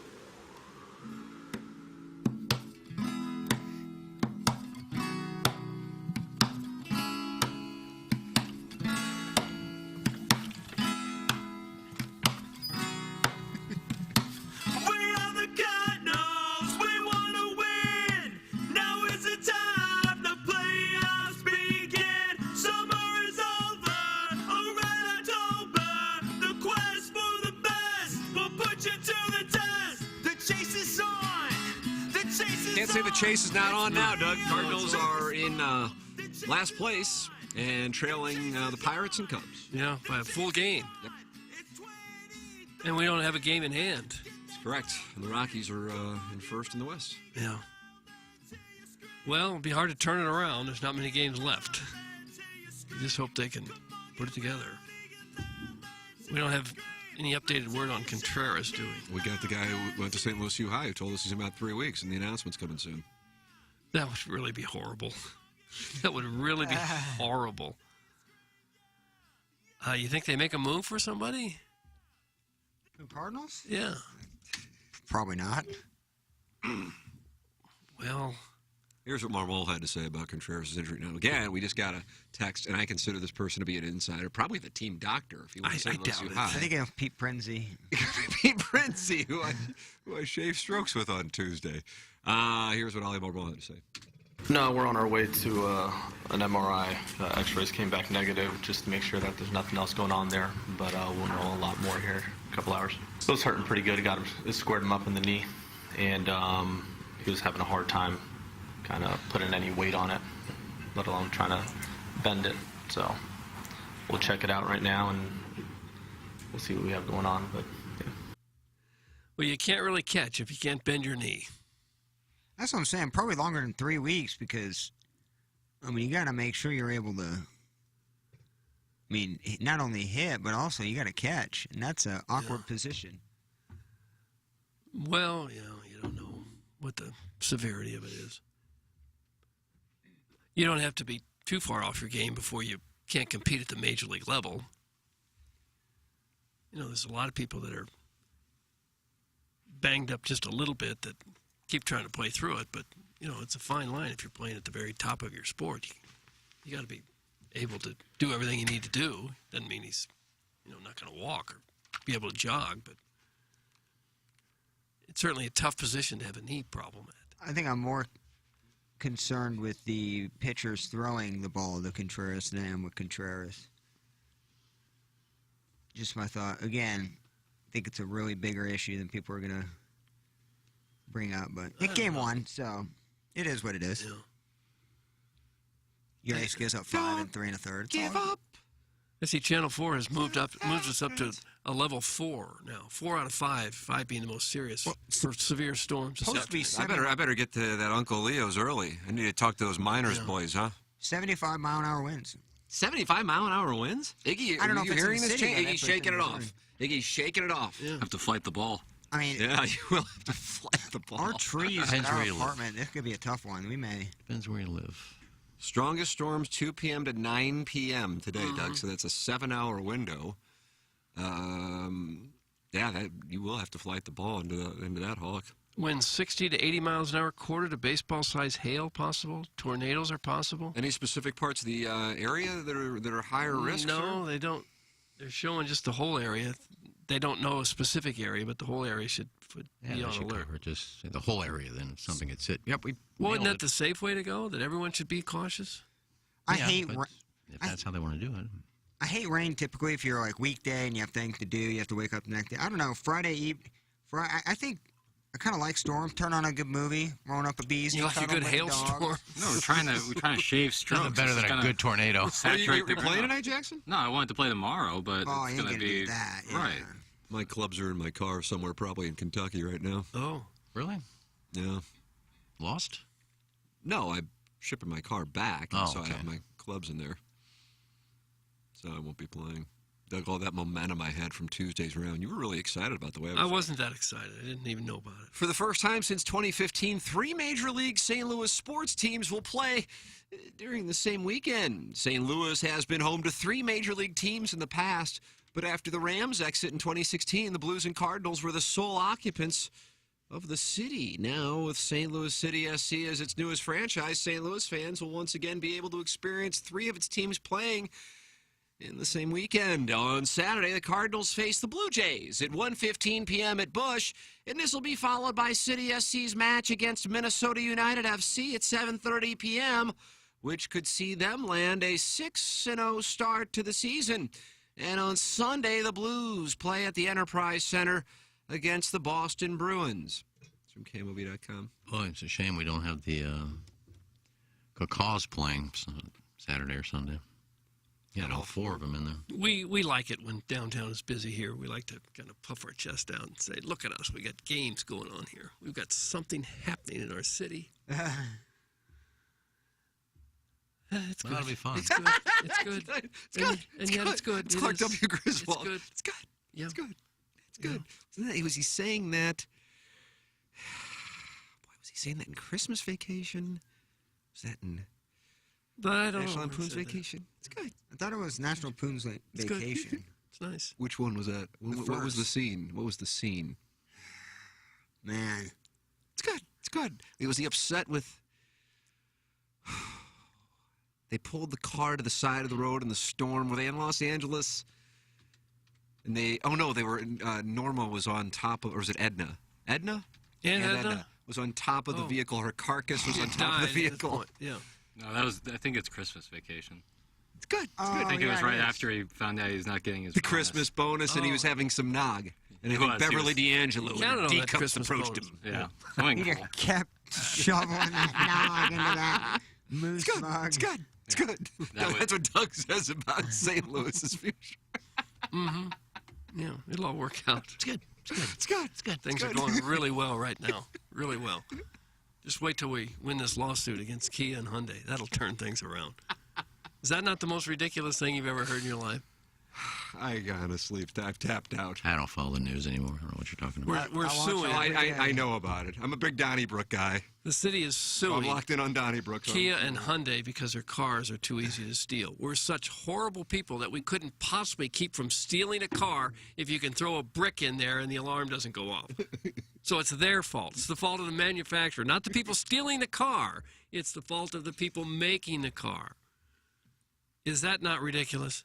It's the stupidest thing I've ever heard. We're not the only city suing. Other cities are doing it. It's to say we can't help but steal a car. How could we not steal a car if you can throw a brick through the window and take it? Why don't you sue Schwinn? People steal bicycles all the time. Shouldn't we sue Schwinn for that? I'll sue him. It's too easy to steal. Schwinn still making bikes? Sure. Kills me because I love the city. Lived here for 10 years. Consider it my home. But man, I watch local news every single day. Make sure to do that in Wheel of Fortune always. And it is a tough, blessed. Yeah, I watch Lester Holt a little bit too, but not at much national news. There are just some odd things that the city does. Oh, and it's this unbelievable. is one of them. How many times have you walked past a car where the door might be unlocked? Did you ever once think about stealing the thing? You know, I have like standards and integrity, and like I just don't. But we don't think of that should be. We don't think basic decency should be a part of the equation now.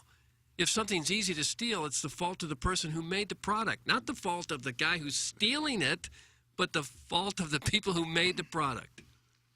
Well, I was brought up properly. I was told stealing is wrong, so I don't steal cars. Wasn't everybody? Shouldn't everybody No, have not been brought up everybody, that way? obviously. I have to say, I bring it up, but I'm watching it. So The Wire, it's. I don't know if that's a representation of what St. Louis is, and because I don't really go to North City or wherever there are any, it is.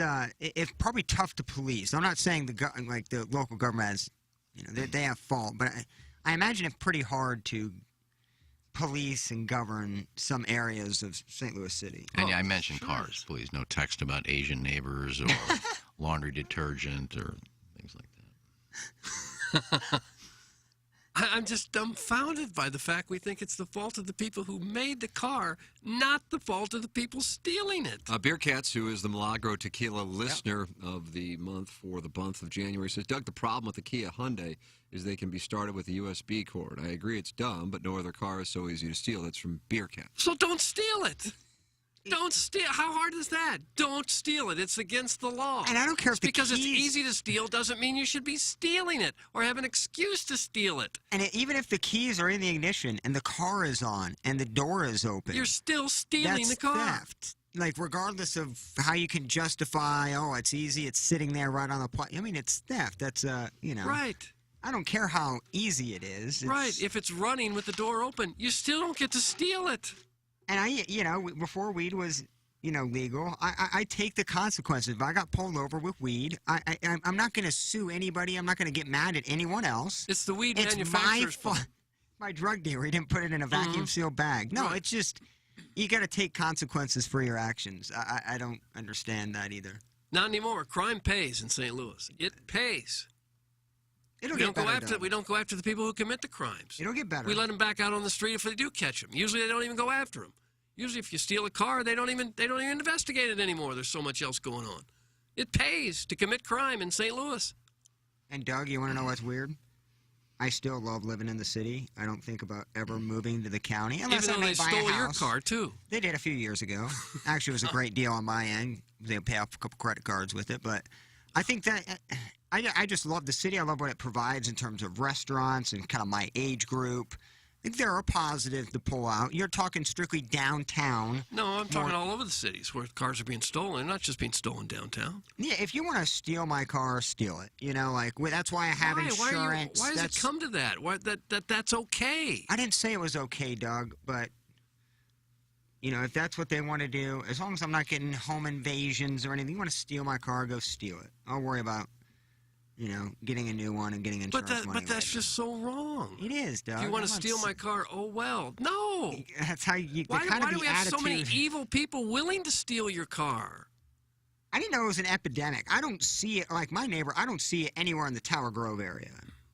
I mean, we're on There's plenty of crime in the Tower I'm even Grove on like area. Tower Grove, like, you know, a Facebook page, you know, for residents, you know, kind of looking for lost dogs or lost cars or stolen vehicles. I just don't know if I see it as much. But I'm also in one specific little pocket of a gigantic. Well, it's not metropolitan just the area. city. There's crime everywhere. There's crime in the county. There's crime everywhere. I love our city. It's just stunning that it's become a thing where we understand why you steal a car because it's easy. No, you stole the car. I think every alarm in a car should be like the first Monday of the month when they do the oh my emergency testing. Every alarm, as soon as you touch a car, and just go as loud as you can. Like people run away. I think the problem with car alarms is like it's almost like they're set off so many times by the people who own the car, whether they're sitting on their keys or. Yeah.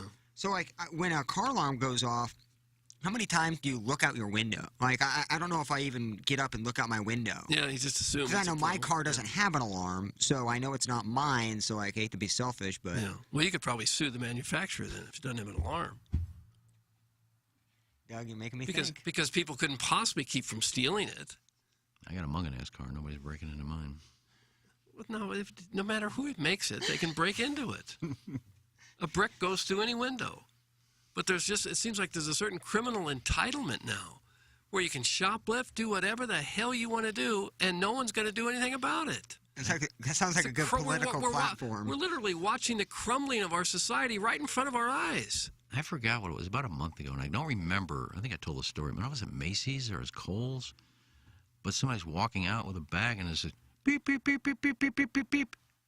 And somebody's walking out. She goes, yeah, it's probably under 1,000. We can't do anything anyway. Just let them go. Right. I just let them out the door. Yeah, they don't have any security there, and they're told don't tackle them, don't try to stop them. Heavens no. If I'm making $14 an hour and somebody's trying to steal from my business, go, leave. I don't care. I told you a while ago. I'm risking my life for a minimum wage job. I knew someone who worked at one of the Macy's stores in town. They said one year they had $2 million worth of stuff stolen out of the store. $2 million in one store. Is it like eggs and things to where they have like in their head, in their budget, they have like a lost like percentage? You know, like eggs, like they figure it into the the equation that they're going to have so much theft. Yeah, X I'm or sure Y. I'm sure they do. But why is that okay? Why is it okay to steal? No, there's nothing's going to happen. When she said that, she goes, that's under $800. I'm not going to do anything. I said, well, why am I paying for mine? I only got $86 here. And just throw in a bag and walk out. Yeah. Yeah, why not? Goes, That's well, what it's come to. You don't look like you would steal. I said, no, but you're saying you're letting people do it. Why am I paying? I would love to see Iggy go, oh, really? That's the rule? Well, I'll take my credit card Give back. my credit card back. Just throw in a bag. See ya. You mind canceling that transaction real quick, honey? Well, ultimately, if it keeps like this, we probably won't have retail stores. You just pay everything online. I do. I You pretty can't much go to shoplift Amazon online, I guess. I like going to Macy's every once in a while because I like to shop. But I just love Amazon. You can literally get things in 2 days, and that's still mind-boggling to me.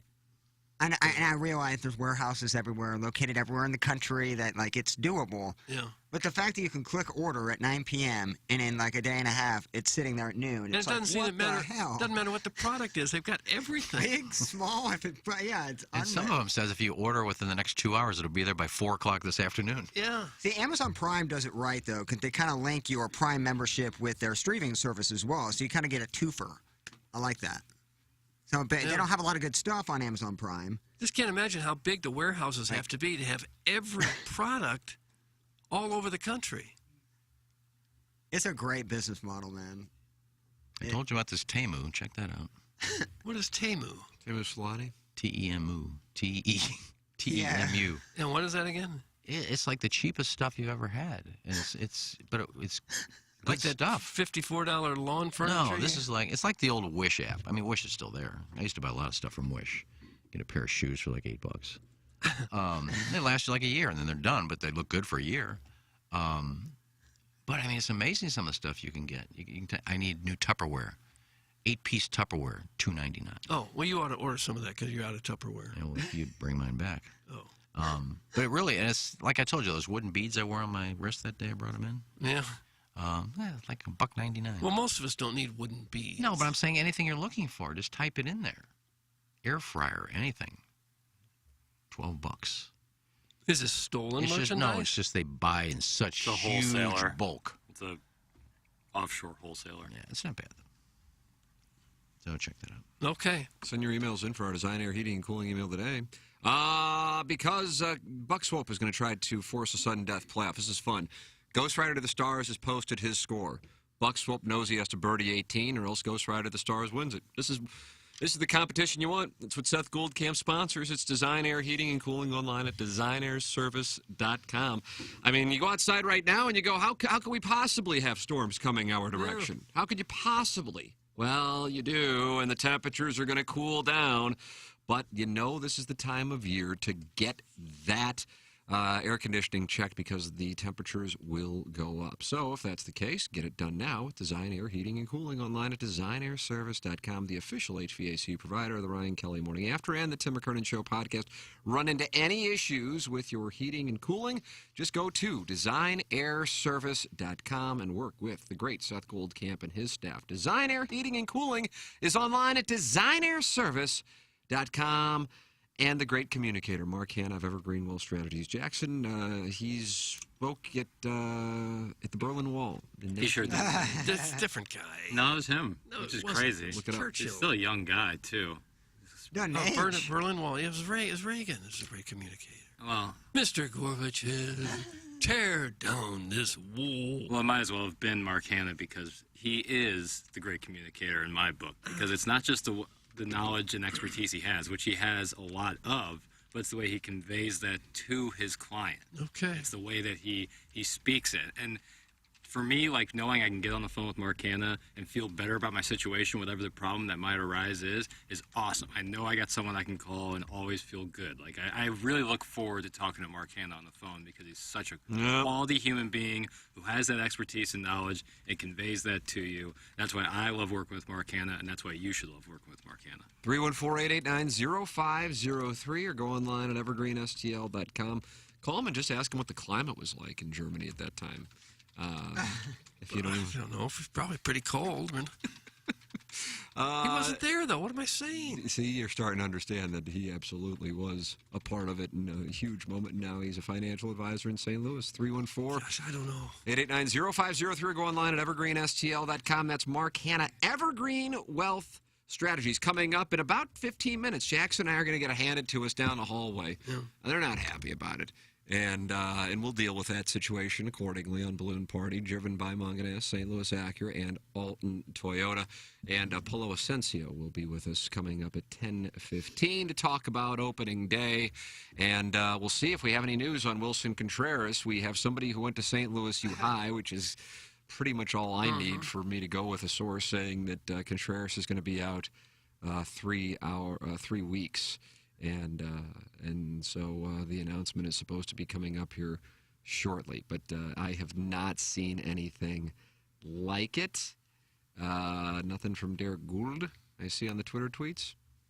So there you go. Okay. But we are reporting it exclusively. It's kind of an odd time frame to say 3 weeks. You don't hear that a lot. No. And if it's just a contusion, sometimes it lingers for a while and sometimes it goes away pretty quickly. And then we're also going to be doing some voting, Doug.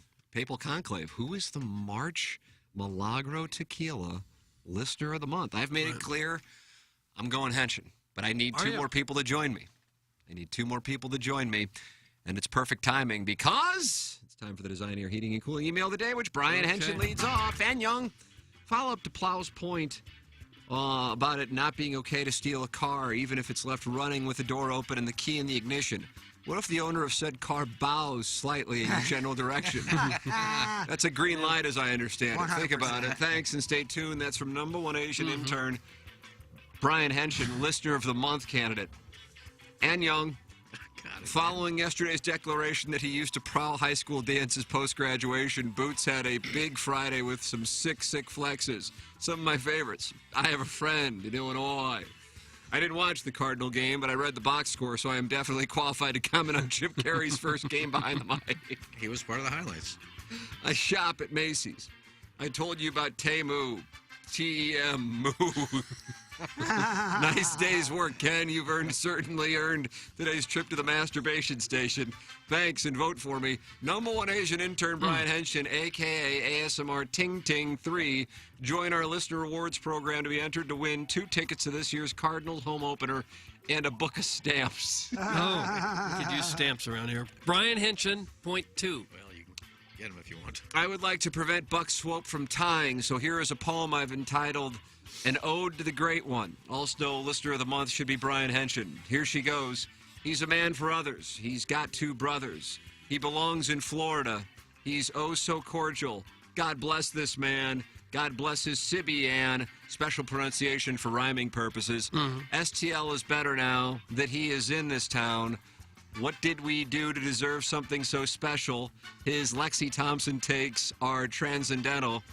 Everyone wants to be him. Everyone wants to be in him. Who is him? Him is Tim. Doug, that's from Mr. Licks. Too much lemonading for one email. What was your Lexi Thompson take? Mr. No, but there is a Licks. drop of him talking about my Lexi Thompson take. Oh, yeah, there is. Yeah, it was when she couldn't make a putt. Oh, God. Ooh, that 2 gives footers. that gives me the nerves. Like Scotty Scheffler at the Masties. To answer the question from the opening of today's show, the answer is yes. Yes, it will fit. How do I know? I've seen it. I've seen a fist fit inside of a gentleman's gape.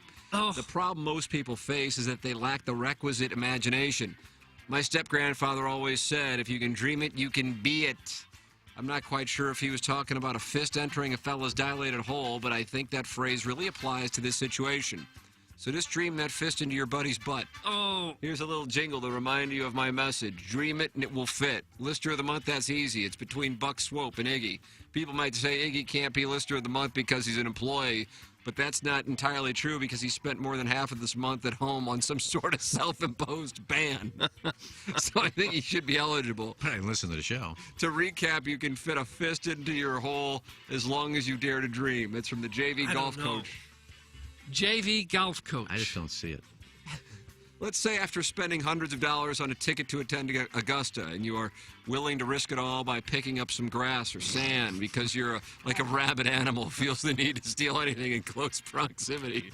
What exactly do you do with said bag of grass and sand? Do you put it behind the stack of bowling balls that you conveniently use as a nightstand/bugle boy uniform holder? Or alongside the bookshelf from 1975 that is sagging for dear life due to the vast amount of vintage porn it's supporting. Or maybe you put it next to the living room/dining room/family room/bedroom sink area that looks like a scene from Hoarders. Only thing sadder is the fan pagers who replay the shows where Tim is waving to his family in the background on YouTube and roleplay like he is waving to them. Women wanted to be him and guys wanted to be with him. Thanks, that's for pronouns are he, him, and whole. Pronouns he, him, and whole. Let's see. In all my wife's attempts to get me to stop playing fast and loose with my boy hole, this one might actually be working. She has equipped me with a butt chastity cage that, for the most part, has kept me from being entered. If anyone knows a good locksmith of the combination of my cage, please call me. If you can open up the lock, you are entitled to all its treasures and fine dining. Gotta scoot Doug's microphone shadow. Doug's microphone shadow. And here is Buck Swope trying to tie it right here and force a one-game playoff with Ghost Rider to the Stars.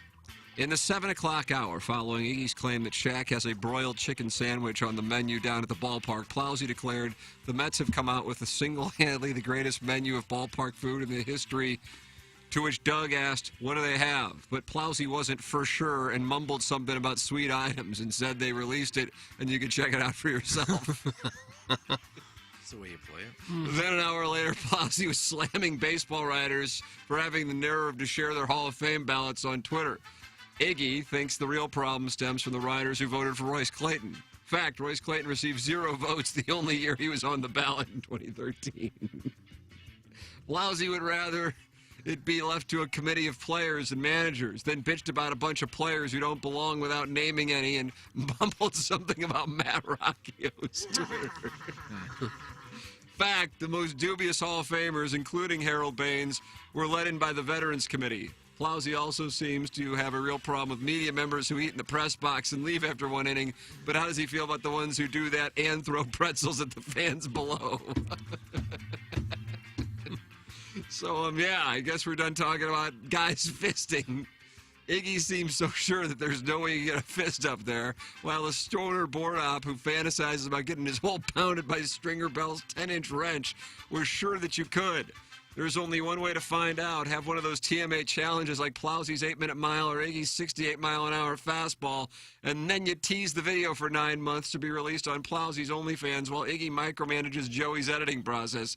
Doug, pass the ass hanky. Oh. That's from Buck Swope. Buck Swope with a fine little email. And that's what we have for the Design Air Heating and Cooling email of the day. Well, I think it's clearly between Buck Swope and Brian Hinchen, point 2. Today, I'm going to give the email to Brian Hinchen, point 2. Now let's change Royce Clayton to Sean Green. Is that any better for you? Sean Green had 2 votes. What are you talking about right now? Yeah, Buck Swope. talking about my nice Royce Clayton. I was bringing up He somebody that fixed it. sucks that's not going to get in, and Sean Green had 2 votes. So if you voted for Sean Green, you lose your ballot. I'm going to go with pronouns him, her, hole, whatever. No, he, him, hole. He, him, hole. Sean Green's awesome, by the way. Why are you a Sean Green guy? I just, shout out Sean Green. I believe he's a member of the tribe, and that's why Jackson would be a fan. Gotta support. Mm-hmm. Our athlete representation isn't strong. I'm going with Buck Swope. Plowhawk, you're the Speaker of the House. Were you just pumping out a tweet, bro? No, not a tweet. Time I see the drink avatar. No, you're good. I'm going to go with Henshin. Brian Hinchen has won, and that means Ghost Rider to the Stars has won the Design Air Heating and Cooling Email of the Month. Wow, what a moment. Yeah, big moment. Big moment. All right, we will have our papal conclave here for the Milagro Tequila Listener of the Month. Jackson and I will then head down the hallway. We'll deal with the situation. We'll deal with it. We're going to do our best. We got an hour. And it's called Balloon Party, driven by Munganess St. Louis Acura. You can text into the program or leave a mic drop. And I'm sure Stephen Wildwood wasn't happy with what happened yesterday, so we'll have that. And anything else, Doug? Pepper and Genie? Pepper and Genie, we urge you to continue to vote for them for St. Louis vote Magazine, for it, for Radio Show of the Year. Still up there to listen. Go listen wherever you want. Yep. Right. So will we announce the Listener of the Month? Social media or Monday? Monday. And on social media. There you go. Oh. So we got to keep it quiet all weekend. Well, I know who I'm voting for, but I'm going to keep it hush-hush. I'm not going to tell you, Doug. Okay. Absolutely not telling you. And they get, what they get again? A couple tickets? Yeah. Somewhere? There, it's one movie I'm really excited to see. No, that's for email today. We're still doing sorry. the Milagro thing at the end of the month? That's what we're voting on. Yeah, but they still get the Milagro. Yep, Milagro prize pack and the sweet little TMA Listener of the Month hat. Oh, I didn't know there was a hat. Big prizes. Natty Nate pick us up yet? I don't know. I forgot he won last month from that one call. Well, it was so strong. That call it left was unreal left a real good. impression on us. That call was phenomenal. He wanted Matheny out. He said it so many times. So good. Ladies and gentlemen, it's time for us to shut it down. For Plowhawk, for Action Jackson, for Kenneth Iggy Strode, for my brother Kevin, for Douglas Elvin Vaughn, I'm Tim McKernan. This has been the Ryan Kelly Morning After from the Michelob Ultra Studios. Live from the Michelob Ultra Studios, KPN.